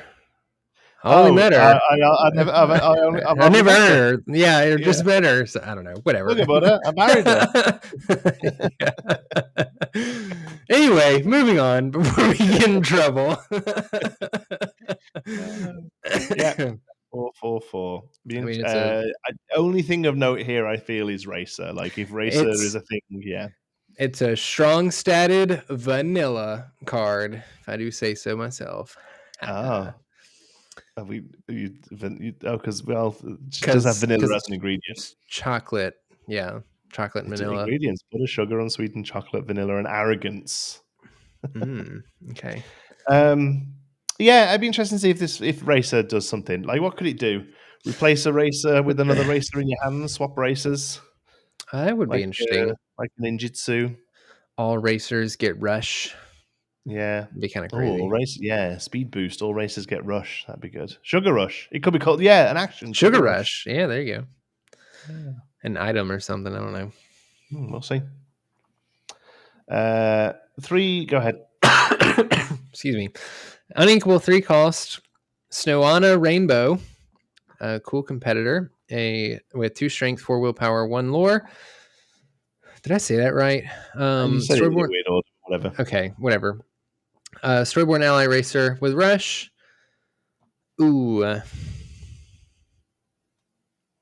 don't like this one. I mean, if you had evasive, I'd be all over it. Yes, oh my god! If it had evasive, it'd be on your turn, much better. Yeah, any of that. We see in a minute. I think Vanellope is one that we see in a minute. It's basically that. So this is fine. It's common. Whatever. You'd draft them. Oh yeah, brush character. The Fluggerbutter out of it. Oh jeez. Wouldn't you? Yeah. It's so dangerous. Keep going. You have to keep moving. Moving live on the edge. 1-costed Inkable 1/2 with 1 lore. Taffeta Mutton Fudge. Crowd favorite. Storyborn Ally Racer with Showstopper. When you play this character, if you have a location in play, each opponent loses 1 lore. I don't mind this, honestly. Especially because she has a shift target that also cares about locations, and I kind of like the real low to the ground sort of early start you could get with this in a cheap location. Like, I don't mind it. Yeah, I think it's interesting that we see the location synergy here with some of the racers. And as we'll get to the shift target, we'll see it also cares about location. So it's not a terrible 1 drop. I don't think it's great. I feel like it's actually a little awkward because you don't play it on 1. Yeah, you never play it on 1 because you need to have a location in play. And then I can't think off the top of my head of a 1-cost location that I'd particularly want to like move this to on turn 2, like that does there anything. isn't really one. There's Isn't there Casa Madrigal, but what does you that can't. move? It's 2 move, I think. Oh, okay. The Yeah. training grounds is a one cost Okay. to move. But so it doesn't really do anything. But purely like it could be a one costed location without an ability because you would still be able to get her online. Yeah. With, Hidden Cove, I suppose the other one. Yeah, maybe there's a Oh, Ruby. that's true. I'm trying to think of just keeping in Ruby, but yeah, because then it's a 2/3. that's not terrible, right? I mean, No, 2/3, and then no, they lose the lore 2/3, but that's one. also on. Go ahead, sorry. Wait. That's on your turn 2. So like at most, your opponent's quested for 1 if you're on the draw. Yeah. Yeah, I don't know. Really situational. Yeah, it is. But then you also have this, which is a forecasted inkable 3/3 with 1 lore, Taffeta Mutton Fudge Sour Speedster Floodborn Ally Racer with Shift 2, and then once per turn, when this character moves to a location, gain 2 lore. So what you actually want to do is turn 1, play a location, turn 2, play Taffeta and something else. Turn 3. Another Taffeta. Sure. Turn 3, you shift this and then pay 1 to move her. And hope the location is still there.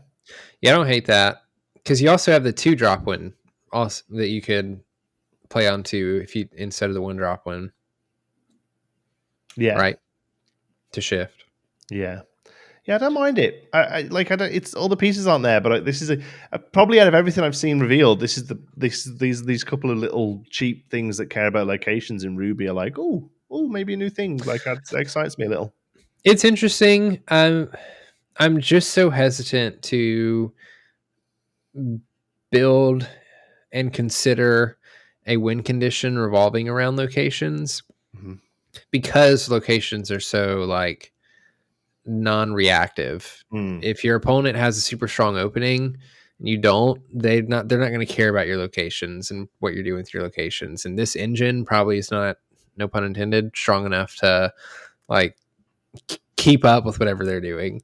Yeah, maybe. We'll see. Go ahead. Next up, Vanellope Von Schweetz, an uninkable 4-cost 3/3 with 2 lore. Storyborn Hero Princess Racer with Rush and an ability. Oh goodness, I don't know how to pronounce this. Pixlexia.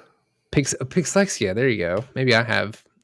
Anyway, when you play this character, she gains evasive until the start of your next turn. This is great. I say it's good. It's okay. It's an answer to Diablo. That's Diablo. That's going to be a thing, I think. Yeah. The issue is like Diablo is being played on turn 2. So is this soon enough? I don't know. Well, this just goes into the other good deck and he's played on 3 after a 1 jump ahead. Oh, yeah. Yeah, I guess that's true. After a 1 jump, you can play this on 3. It's not bad. Makes the other good deck better. Yeah, maybe. So I like it though. Yeah, I like it. Out of the majority of the racers, this one I'm most excited. No, not most excited. These are one of the more exciting racers that we've seen so far for me. Yeah, I think so as well. Sorry, me being sick has like fried my brain. You've read every single card in a different order so far as well. I know. I'm gonna do it random, right? Super rare. Prince. 4 costed 3/4 with 1 lore, inkable. Gold, storyborn villain, John, lover. Yeah. Beautiful. From your hand or discard with cost 5 or less for free, exerted. I don't know if cards that care about items are good. I'm not very good. I'm not good. I don't hate this. I was a little hard on the queen, the legendary queen from Ursula's Return, which, if I remember correctly, was an inkable 3 cost that you could play and then exert and play in It was like you got to play an item for Yeah, free. 3/3, you could exert a play, and you would go and look for an Look at the item. top 4 or something. Yeah, and you I can don't remember play. what it is. The Yeah. point is, you could play her. She had to wait a turn, then you could exert her, and a lot of times you got a free item out of her that was cost 3 or less. And at the time, I was like, I don't know how good this is. I probably just want to play Fishbone Quill on 3 anyway. Yeah. She never really made it into final lists for meta decks. I never saw her at one of the challenge events being played. But she wasn't bad. Like when you could play a Fishbone Quill out for free with her, and you have the body that you can play to challenge into your opponent if you need to slow them down, like into a more aggressive deck. It wasn't the worst. And I think the big thing for this one is you can play your items for free from your discard. Yeah. So like if you play a Fishbone Quill on turn 3, and then your opponent plays a beast hard-headed and gets rid of the fishbone, you can play Prince John, and then of course you have to wait and still exert it, which is really slow, but you're just getting it back for free. You're developing a body, and if the body sticks, you get the item back for free. You can get your popsicles back. Well, no, that's probably actually pretty bad to exert this whole thing just for a popsicle with no other. I think that's what you're doing is you're probably playing popsicle again because the popsicle doesn't care that it's coming in exerted, right? Like but that's what I'm wondering. Like, is exerting this character just to pull a popsicle out of your discard for free to play it and draw a card and exert it? Like, is that good enough? Probably not. It doesn't replace Hiram. No, it definitely doesn't replace Hiram. But maybe later in the game, just to help fueling Hiram. I don't know. Yeah, like getting all of your items back, because Tamatoa gets dangerous fast if you're able to get 4 or 5 items out on the board. Like that's how I was able to jump so quickly yesterday, was because I drew into, I think I had 2 or 3 items on board. I played a Fishbone Quill and 2 1-cost items and had a Lucky Dime in play and could quest for a ton in a single turn. Yeah. So maybe there's something there with a different version of a Tamatoa deck that goes a little bit heavier on just having a ton of items and gaining 10 lore in a turn. I don't know. Maybe I'm thinking too deep on making this card work. I don't want to knock this card off. I think maybe it's okay. I think we'd see the other art version of it as well. Yeah. So this is available if you buy Villainous again. Yeah. I thought this was kind of cool. I'm not old enough to have lived through the days where you got a Pokemon card for going to see the Pokemon movie or that kind of stuff, but that always sounded really fun. It sounded really cool. And do you remember, I'm going to make myself feel so old now, I think, with your answer. Okay. Do you remember cereal having toys in them? Kind of. I've experienced that before, where I've bought a cereal box and there was a toy inside, but that was not a normal thing. I'll be honest with you, when that stopped happening, that was the beginning of the end. The world's been constantly in a just gotten worse since then. Not putting toys into. Video game demos was the best. You should get a CD on the front. What? Yeah, you my gosh! To the front of the cereal box, and they had an Age of Empires 2 demo on it. Oh yeah, that was the days. No, I was old enough to get Pokemon cards in my McDonald's Happy Meal. That was really fun. I think I still have some of those Pokemon cards too. Yeah. But I enjoy stuff like this. I mention all that because I love seeing stuff like this where it's hey, if you go do this thing that's kind of related to Disney and also related to Ravensburger in this instance, you get this card. The problem is I already have Villainous. I also have Star Wars Villainous. Yeah. I'm sorry. I'm not going to go buy a whole nother Villainous game that I already play twice a year, maybe, if I'm lucky. Just to get this card. If I really want the card, I'll probably just pay however much money it's going to be on the secondary market. So I'll be honest with you. We have a shrink wrapper at the store. Oh my god. Somebody's getting a re-shrink wrapped villainous for Christmas. Somebody will be getting a copy of Villainous without a Prince John in it for Christmas from me. And I'll tell them, I'll be like, I bought this because I wanted the card out of it. Happy Christmas. Enjoy. Yeah. Is there anything different about that Villainous? Like, are the little pieces different? I don't think so. I think it's just, I don't know, actually. I've not really looked into it. I'll be honest with you. That'd be interesting if there were more alternate things about the game. I don't know that would convince me to still go buy it, but I do love the tie-in with this. I love the fact that it isn't just like here's an alt art. I love the fact that it's a Prince John is a classic OG villainous bad guy. I love the fact that it's the art style matches the villainous art style. For those of you who don't know, all the villainous art is repaints. They're professionally repaint. So they're stills from the movie, but then they get an artist to do what they call a paint over. I think so. It's like a nicely painted drawing, but a nicely painted piece of work, but it's the actual screenshot from the movie, whereas Lorcana is all original art. So it's really nice that they've kept the villainous style. I like that. Yeah. And I also like the fact that I don't think it's the most groundbreaking card, and I don't think it's so incredibly looking that people begrudgingly have to go and buy a villainous, Yeah. Like, you're only going to really go and get one of these if you're like a super collector. And if you're a super collector, you're kind of used to having to do this sort of stuff anyway, right? Like, I've got to go buy a thing I don't want. I've got to go and line up somewhere I don't want. I've got to go watch a movie I don't want to see. Like that. If you're really into it, you're used to this kind of stuff anyway. Yeah, I guess you're right about that. And I don't know. I would love to see more of this, though. Even though I said like I'm not gonna go buy the whole new Villainous box. If I didn't have Villainous, absolutely, I'd go buy this box. Oh, it's a great excuse to go and get it. It's a good game. Exactly. Yeah, it's a great game. I love bringing it home when I go home and playing it with family. It's a game that they can comprehend and play relatively easily with me. I love bringing it for like holidays and stuff. It's just I don't need to buy another game of Villainous because I don't use the one that I have enough already. Yeah. But I'd love to see more of this style of thing where like I'd love to see a Ravensburger puzzle, and it's like in this Ravensburger puzzle is a Disney Lorcana card.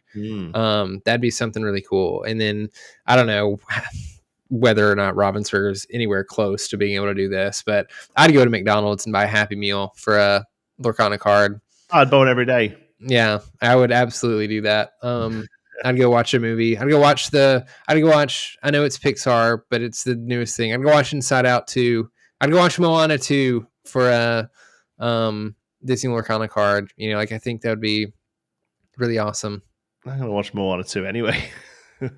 I know. Yeah, not that I need an excuse to go, but it's just it would be even cooler and get Disney Lorcana cards in more people's hands. Because this is something really funny that I do. I'm going on a bit of a tangent now. Every time I go to Walmart, they've reorganized the whole store.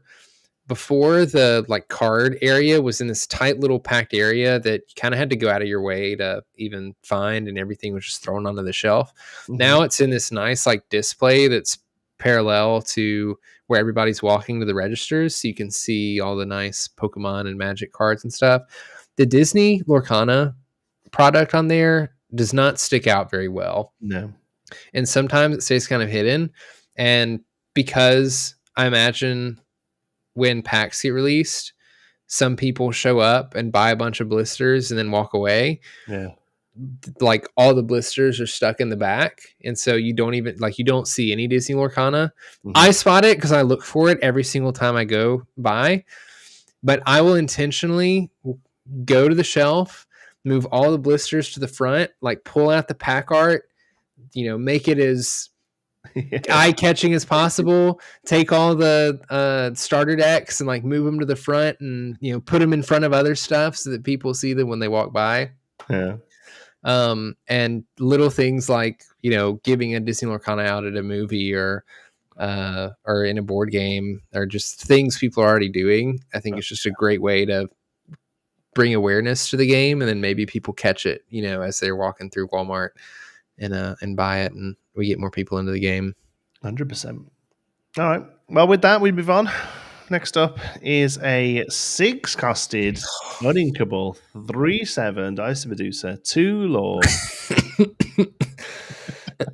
Merlin Intellectual Visitor, Floodball Mentor Sorcerer, Shift 5, and Overdeveloped Brain. When you play this character, if you use Shift to play him, you may search your deck for any card, put it in your hand, then shuffle your deck. Woo-wee! Broken card. Game's broken. I'm out. Unplayable. I'm out. We got a tutor. Grab any card. Game. It's over. Yeah, full proper tutor. This is like proper sort of go and find a card, put it in your hand. It's as good as it can get, really. And do you know what? Pegasus makes me feel better about the if you use Shift to play him. Because I always was worried that, that doesn't sound like it. But like Pegasus sees play and like consistently gets shifted. Yeah. This could be a thing. It also has a good shift target. It has loads of good shift targets. This does. Does it? Yeah. Okay. Explain to me why. I'm playing a Blurple deck. Yeah. I'm playing Magic Dispels. I'm playing Lucky Dimes. I'm controlling the mid game with the Foxes and the Merlin Min package. And then when I need to, bang, this comes down over a rabbit. Goes and gets my thing. Wins me the game. Yeah, good. I'm giving you a hard time because I thought the same thing. I was like, oh, like this doesn't have great shift targets. It doesn't have a good shift target in Sapphire. I don't think you ever played the Sapphire shift target. Support one, right? Yeah. Yeah, it's support. All the stats on the card are bad. You have to play this with Amethyst currently, but you're playing it. You're shifting it on some of the best cards in the game because those cards can enter and leave play and do stuff when they enter and leave play. And when this is shifted on top, you lose all of that good ability. And a lot of people said for that reason, like it was really bad. Why would you ever shift this on top of your Merlin Rabbit or your Merlin Goat? Which I thought was kind of funny because I would see people be like, why would I shift this on top of Merlin Rabbit when I can draw a card with Rabbit? Because I'm like, draw an extra 2 cards to try to find the card that I'm looking for, or go find the card that I'm looking for. Yeah. And have a better body left on the board. Yeah, a much better body. And get 2 lore straight away as well. Or sing whatever thing you're trying to get, like whatever it is. So I'm not completely down on this card. I'm eager to see if it's good enough because Blurple is a really weird deck that has almost been good enough for the past 2 or 3 sets, but hasn't quite been there and has done some really, honestly, kind of powerful things, just not powerful enough, and really annoying things, primarily ramping into Elsa and then just bouncing your Elsas over and over and locking your opponent out of the game. And so I don't know if like this fits into anything that was doing. I don't know. You obviously have your popsicles still in Sapphire. You have your fishbone quills. You've got your dime. You can, play your Tamatoas. I don't know if there's many items in Amethyst that are worth playing yet. I mean, this is only some of the set. Maybe, sorry.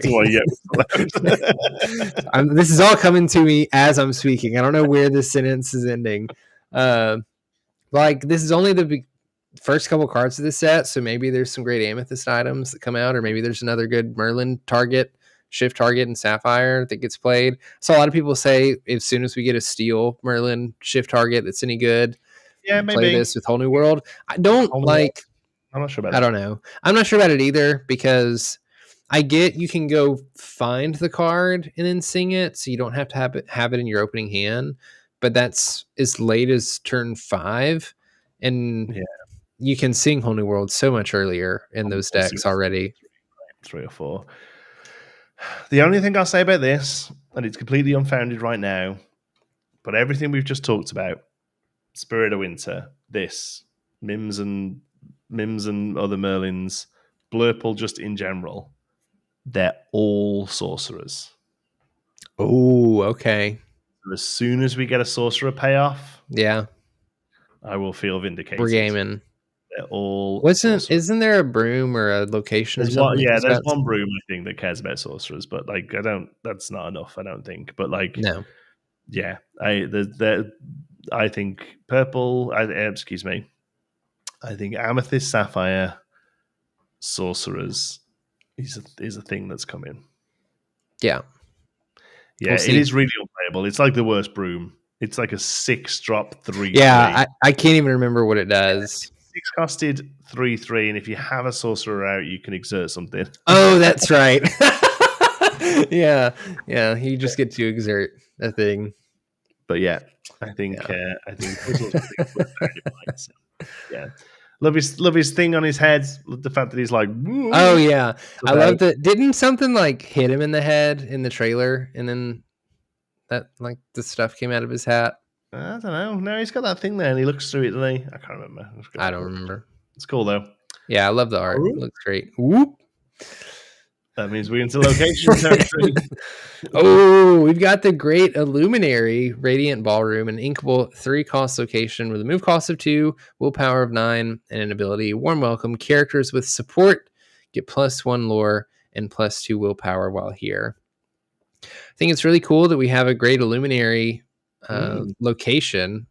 If this doesn't get in a freaking enchanted card, no location deserves an enchanted card. Support is bad generally, so I'm not big on this card. So this is pretty rough with no passive lore as well. Yeah, the passive lore move to synergy with an pretty bad keyword already. Yeah, it's not looking it's good. worth keeping in the back pocket for in case we ever get enough support that like we really get Alice online quickly. But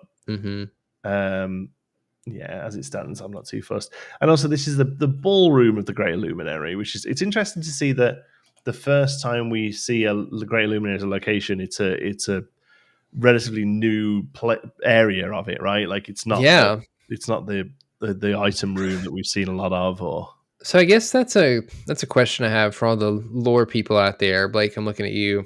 In the trailer, this looks like what we saw in the trailer, right? Like it was a big crowd of people. There was a stage. Yeah, and the Illuminary was all the way up there. So why is this the Great Illuminary? Are we in? Is that not the Great Illuminary? Is that something else and I misunderstood? Is the Illuminary in the room with us? Is the real Illuminary the friends we made along the way? Yeah. So I don't know. That's a little confusing to me. So Radiant Ballroom. It's cool though. Who's that walking down the stairs? I don't know. Good question. Don't recognize them. It's hard to say. They're both. One of them's cloaked. The other one has a feather on their hat. So, Steven's found the line. Steven has found the line. Wreck-It Ralph here with Alice on board to give him support. We'll let him carry 5 damage. You only need to ready him 4 times. Oh, easy. Steven found it. Absolutely nailed it. What a pro. Blake, all great questions. I expect a video on it. Robin Hood and Maid Marian, maybe. Yeah, maybe. It doesn't look like Robin Hood, but yeah, I can see the Maid Marian, definitely. All right, next up, 7-costed Uninkable 6/6 with 1 lore. Kronk, Head of Security, Floodborn Ally, Captain Shift 5, and are you on the list? During your turn, whenever this character banishes another character in a challenge, you may play a character with cost 5 or less for free. Super rare card that I love. Yeah, this is cool. I'm into this. Depends on the shift target, but shifting this getting rid of something. I haven't actually looked. We currently don't have an amazing one, I don't think. Let's have a look. Do we have one that's on curve? I don't think so, because the other he's pretty big, I think, the Kronks we have. That's what I thought I remembered. The moment we get a on curve window, they're both 6, the Kronks we have. So surely, I don't know, because this one is 7. There's one coming. There's got to be one coming. It's going to be a 3 or 4. There'll be one. Sorry. The issue is going to be if it's like a 5-cost Kronk. I don't know if we're going to get a 4-cost Kronk. If we get a 4-cost Kronk, we're gaming. Oh, you imagine? Because Steel is full of great 5-cost characters that you would absolutely be overjoyed to play for free. Yeah. But we need that shift line. I guess you could morph it if you really wanted to. Yeah. Yeah, maybe we get an Emerald Kronk. I feel like that would fit, honestly. Yeah. Ruby Cronk, nice. Help with the challenge matters stuff. But Ruby Cronk.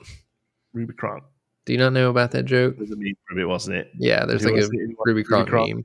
I don't know. I don't remember all of it, but every time I hear Ruby Cronk, it makes me smile. But yeah, if you can shift this on 5, swing it out and put down a champion of Sherwood or a tragic hero. Yeah, every day. Value in it. Yeah, in it. Wait. Is though, isn't it? Wait, was with Bucky deserves me? Yeah, goes nice. Oh, true. Yeah, Floodborne. Good grief. Good I hate grief. In it. If playing the 5 cost is important, then why wouldn't you just play the 5 cost instead of the shift target?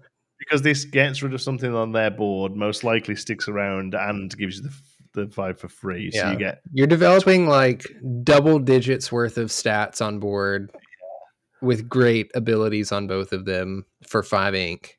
Yeah. Because if this survives, they don't turn anything sideways because you do it again next turn. Yeah. It's not an end to play. It's when it banishes. It's 6/6. Yeah.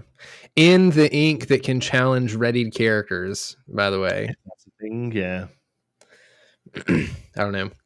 You obviously need the pieces, but it's not a lot of pieces. It's just have a shift target on board, have something to challenge, and then have another 5 cost character. I mean, it doesn't even have to. You can play any character. It's 5 or less. So you're getting value if you have a character in your hand that you want to play. Yeah. You can play a LeFou for twice for free. Wait, what? Oh yeah, because you could doubly free. Yeah. You could challenge, play the LeFou, ready, challenge again, play another LeFou for free. So I don't know. I think this is really good. I think this is good. Good. We have one more location. Whoop. Whoop. There we go. How do you pronounce this? Is it Badanon? Badanon, yeah. Badanon Villain Support Center. I don't think it's ever said, honestly, but it's like it's anon as in anonymous, right? Like yeah, that makes sense. An inkable 3 cost location with a move cost of 2, 7 willpower, and an ability. There's no one I'd rather be than me. Villain characters gain exert, pay 3 ink, play a character with the same name as this character for free while here. Good lord, this is expensive. Yeah. This is bad. 3 to play, 2 to move to it, and 3 more. Yeah. And has to exert. 7 and it's got lore on it, but yeah. Good. Yeah, this is, I mean, that's what, 5, 8 ink just to get another character out that has the same name as a character in play. Yeah, just pay the 8 ink to play the thing. Yeah, great goodness. At that point. Yeah. Why is this so costly? Because it would There's got to be, I don't know. This is like overly costly. If this was 6 ink total, this would still be bad, I think. Yeah, you're right. I don't know what ink it becomes good, but they're just so careful with it because anything that lets you play. But it is crazy to look at it next to the Kronk, which is also play a thing for free. You know, obviously they're both very different. Yeah, that one's much better. Well, it's like there's so fewer. That's not good English. There's That didn't sound like it was going to be good English either. Kronk's abilities don't require very much from you. It's like you challenge, you banish a thing, you play a thing. This is you're doing what you want to do anyway, right? Yeah. And this is like, well, you got to have another character in play that has the character's name that you want to play in your hand. You also have to move a character to this.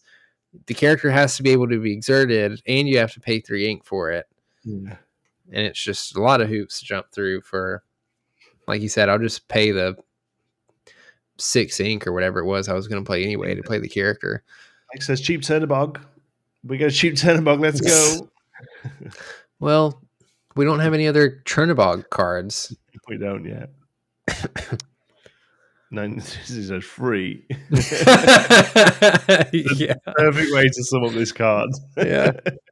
That's really good. So, that kind of needs, I want that to become a meme. Like, this is just Yeah, free on this card is very funny. Yeah, there's so few cost low villains that would be a good villain for this cheaper. Yeah, I mean that's it, right? Like the first thing you start thinking of is like, oh well, there's that little Tamatoa, but he's emerald, so you can't play all three. No. Like I don't think there is. I mean, obviously, this is the 20th card we've seen of a set of 204, right? Like, absolutely going to start seeing some more stuff. I assume we'll see some more Hades, but yeah, as it stands, I really don't know what the card. We would have to have a 2-drop that doesn't mind being exerted and a 12-drop 10-10. Yeah. Even then, like it's like this at that point the stats stop mattering and it just has to be a when I play this card I win. Yeah. Like it could be a 2020 card that costs 15 ink and I still don't know that it would be good enough. Well, there we go. There's some fun stuff in there. Yeah, real fun stuff. I'm excited for the new set. I really am. Ursula's Return was fun. Is fun. I don't remember being this jazzed this early about Ursula's Return for what we originally saw, but maybe it's because I really like the Wreck-It Ralph IP anyway. So I'm seeing a lot of characters I'm excited about. But what did we see at the launch of Ursula's Return? Sonic Warrior, I think I was impressed with. Yeah, the steel aerial. Really it was that. And we saw like the Mulan pretty early. Released. Yeah. So, yeah. Oh, yeah. Was the Mulan the release as well? I don't remember how early that was, but it just wasn't. I don't know. For some reason, it didn't make me as excited as I am about this. And I don't know. I feel like. Do you feel like with the sets, the art across the sets, it doesn't really change because it all has that same look to it, but maybe the mood is different. Like all of these cards look bright and exciting and colorful. Oh, yeah. And, there's definitely a theme to the set. Yeah, definitely. And this just seems to have like a very sort of light celebration aesthetic to it. And I think that's a conscious decision after the, Ursula's all on us. One thing I will say though is I don't feel like the Ursula set was particularly dark. I didn't either, really. Sort of big change back up again, but also it's Disney, it's new, and it might take them a while to know how really far they can go with that sort of stuff. But you can definitely see it was like like Floodborne. I feel like was sort of like a darker feel to it than Inklands, and then Ursula's a darker feel to that. So I can see that they're sort of ebbing and flowing with it. But it is. I mean, I'm fascinated to see how the story seems to be a lot more prominent this time. The intro video was a lot story heavy compared to yeah. Although Inklands and Ursula's were both there, but I think this one is like showed more of a narrative than any of the others, honestly. So, we missed the biggest thing about the Lorecast in the trailer: Martin's redemption arc. Was he redeemed? I think he was. I think he was redeemed. Like he played a bit of music to me. I think he was healed by whatever the amber amulet thing was that he found. Everybody was like, "We forgive you, Martin. Rock on." And Martin rocked on, and happily ever after. I'd be at the bar being like, "Did we all just forget what he did? We're just gonna let that go." Do you remember? I am eager to see what the heck's happening with the Illuminary and why it's falling apart and why nobody seems to care. Why are we partying and having a concert? It was interesting in the trailer. They were like, "Oh, let's go and look," but also like we've only got 10 for the night, so we want to make the most of it, right? Yeah. But it's kind of got to have that celebration feel, and then also set up the start of the next narrative, right? And like it was very specifically an amber amulet as well, right? It had the amber logo on it, so we can assume that there are 6 of those. Yeah, because we saw and they all have an ability, so we'll get some sort of like Infinity Stones kind of thing going on with those, I imagine. Cool. So yeah, and I've always said that the lore. It doesn't really bother me that much, it can be whatever it wants to be. But if it's fun and interesting, I'll go along with it, Mm-hmm. Yeah, I agree. Yeah, awesome. Well, I think that's all we had to talk about today. Brandon desperately wants to go and mess with the. I want to go see if it's working. I'm like taking peeks, and I see there's still people queuing. There's not a ton, but I don't know if that's because people can't see it or things are going wrong. So yeah, I want to go see what's wrong so I can go fix it. Want to do it, but yeah, I know it seems like people are getting there. I can see the where's the leaderboard?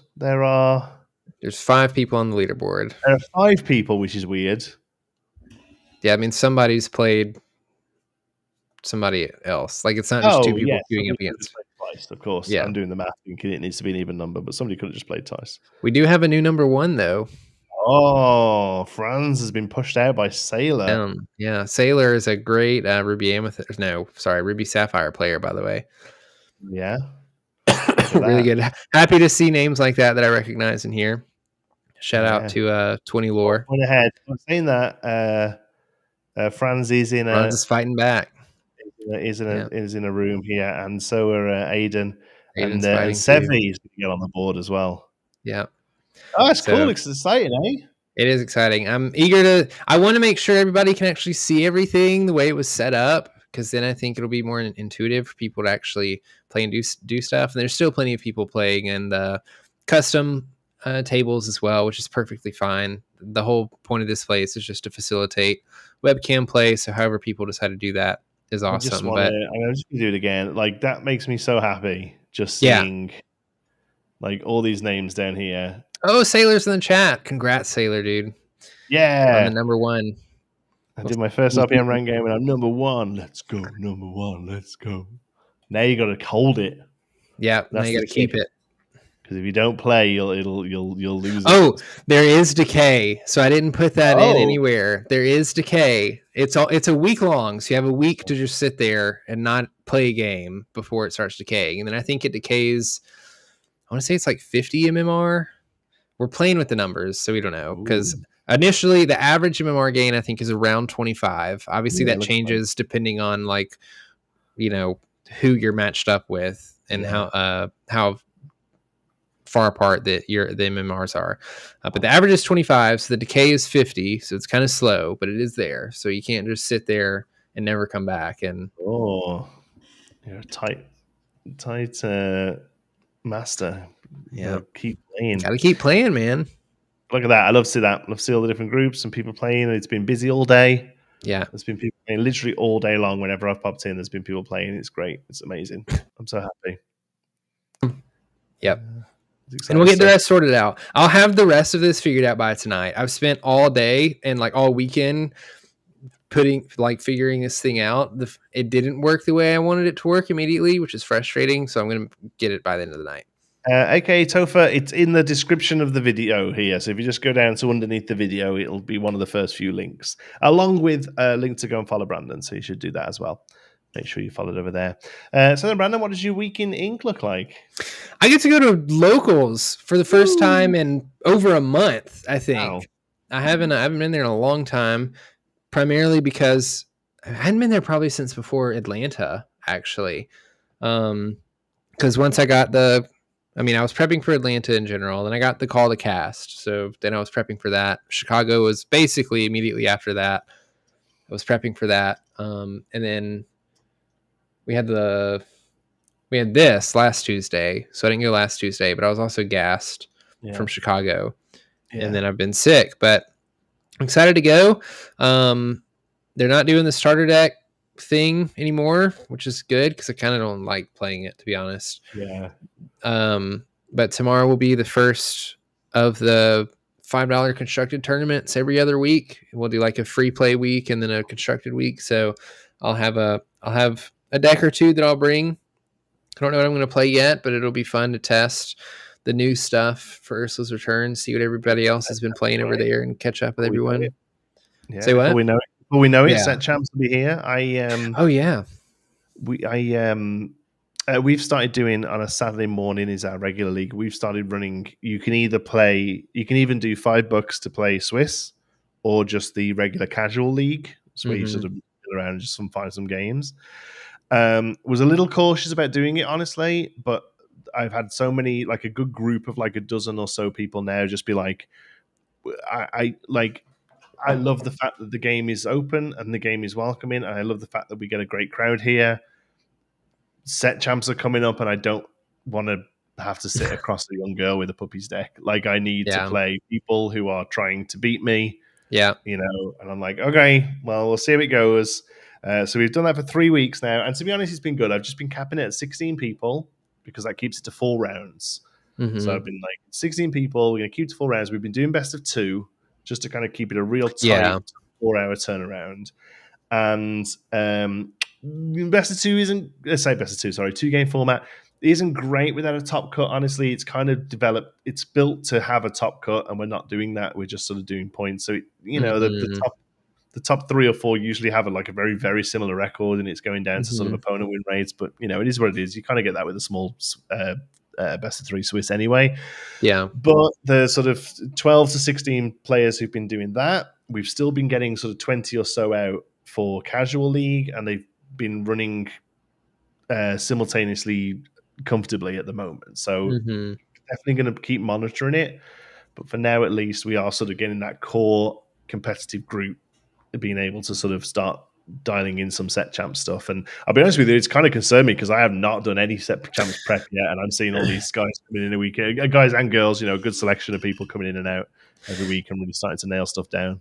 Yeah, I mean, outside of learning what's good, because for Chicago, I haven't played as much as I'd like to actually have played, and I don't care as much about this set championship as I do the last one in regards to winning. I'm not going to spend as much time as I did in the last one preparing, but I still want to do well. I'm going to try to compete in some capacity, and so yeah, we're in this weird spot now where before there were set champs, we had like 9 months, 6 months of just sort of play for league, and it was a lot easier for me to be okay walking into league and playing against, you know, casual people. But now that we have the DLCs happening about every month, and then we also have the set champs coming about every 3 months, I feel like there's not a lot of room for those players that like want to be on top of things and do well in the set champs and be competitive. I feel like now very rarely am I like, oh yeah, I'll try this new format, or I'll still draft and stuff because I think draft is fun and you can practice fundamentals through draft. But like if I'm showing up to league, I'm showing up to practice. I'm showing up to play. You know, I'm probably not showing up to just goof off anymore. And so we're going to be starting to get our practice in. Because of that, I will very briefly mention our Sunday Night Ink fight. Let's see if I can bring that up to show you real quick. So Sunday Night Ink fight is going to be sort of our sort of online locals. Really, it's just we're going to be all aiming to get together to play on Sundays in RealPlay Network. Again, it is open 24/7. You can go and find games either through the matchmaking or just the looking for group. But we ourselves are going to try and be here on Sundays and just sort of be the time where we say, let's see if we can get as many people together as possible and get as many games going as possible, and just sort of make the most of having all these people available with their webcam play. So that's starting this Sunday coming. It was kind of ready to go yesterday, but it was Father's Day, and we imagine a lot of people were written off for that. There were a lot of people in there, though. There were, it was after you didn't see it because you went to bed. Jonti had a long day, but I think around 10 o'clock my time, somebody was looking for a game and couldn't find anybody. So I was like, what the heck? I'll jump in and play a game or two before I go to bed. And I jumped in and people flocked in. There were like 10 or 12 people in there. Some of them watching, some of them playing games. It was a big deal, right? People keep saying that. I will never admit to that.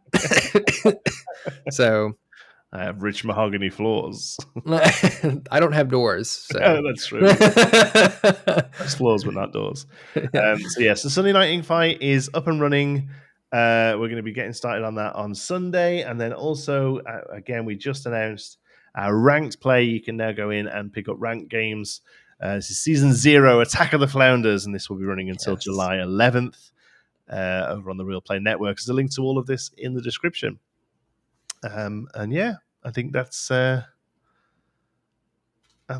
she wrote. Anything all she wrote. Add on? I can't think of anything. I'm gonna check nothing in our notes that we forgot. I'm honestly all that set up today, really, wasn't it? Majority of the day. I'm eager to get it fixed. and try to promote. Share this with your friends. I know with Pixelborn going down, a lot of people are looking to play online. There's not really a way to play like a ranked leaderboard ladder thing. Like that was people's biggest concern. Maybe not biggest concern. One of their concerns is that, you know, even through webcam, you don't know what level of player you're playing against. And like, you can now, if enough people come in and start actually playing the ranked games, you know, the better players will rise to the top and you can hopefully queue into them. And all you need is a webcam setup. It takes less than you think it does. Yeah, and there's lots of links on there about how to get that started, the stuff you need, the software you need to get your phone working. Like your phone has a great camera on it and is most likely going to be enough. And $15, you can get a thing that will hold the camera. Be on the lookout for a webcam giveaway. Oh, yes.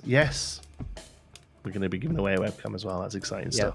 Yeah, lots to come. We're going to constantly keep working on it. As Brandon says, you know, a lot of people moving away from Pixelborn now, looking for something else. But I've said it before. I'll say it again.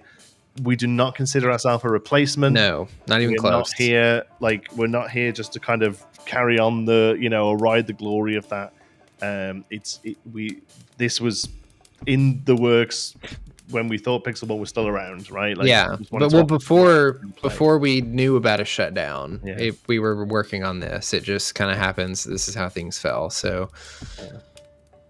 but we're really happy with it. We're very grateful for everyone who's joined. Love the fact that there are games happening there now. And it's exciting stuff. So, and we'll be back next week with maybe some reveals. We'll see what we get. Probably not this week, but if not, we'll probably be taking a look at set champs and seeing how they're looking, I guess. Yeah, because that'll be the next weekend, I think. Yeah, and then the one after that, we'll be talking about Bochum, I guess. Bochum will be either have just finished, probably. I think so. Yeah, exciting stuff. Right. Until next week in Ink. That was This Week in Ink.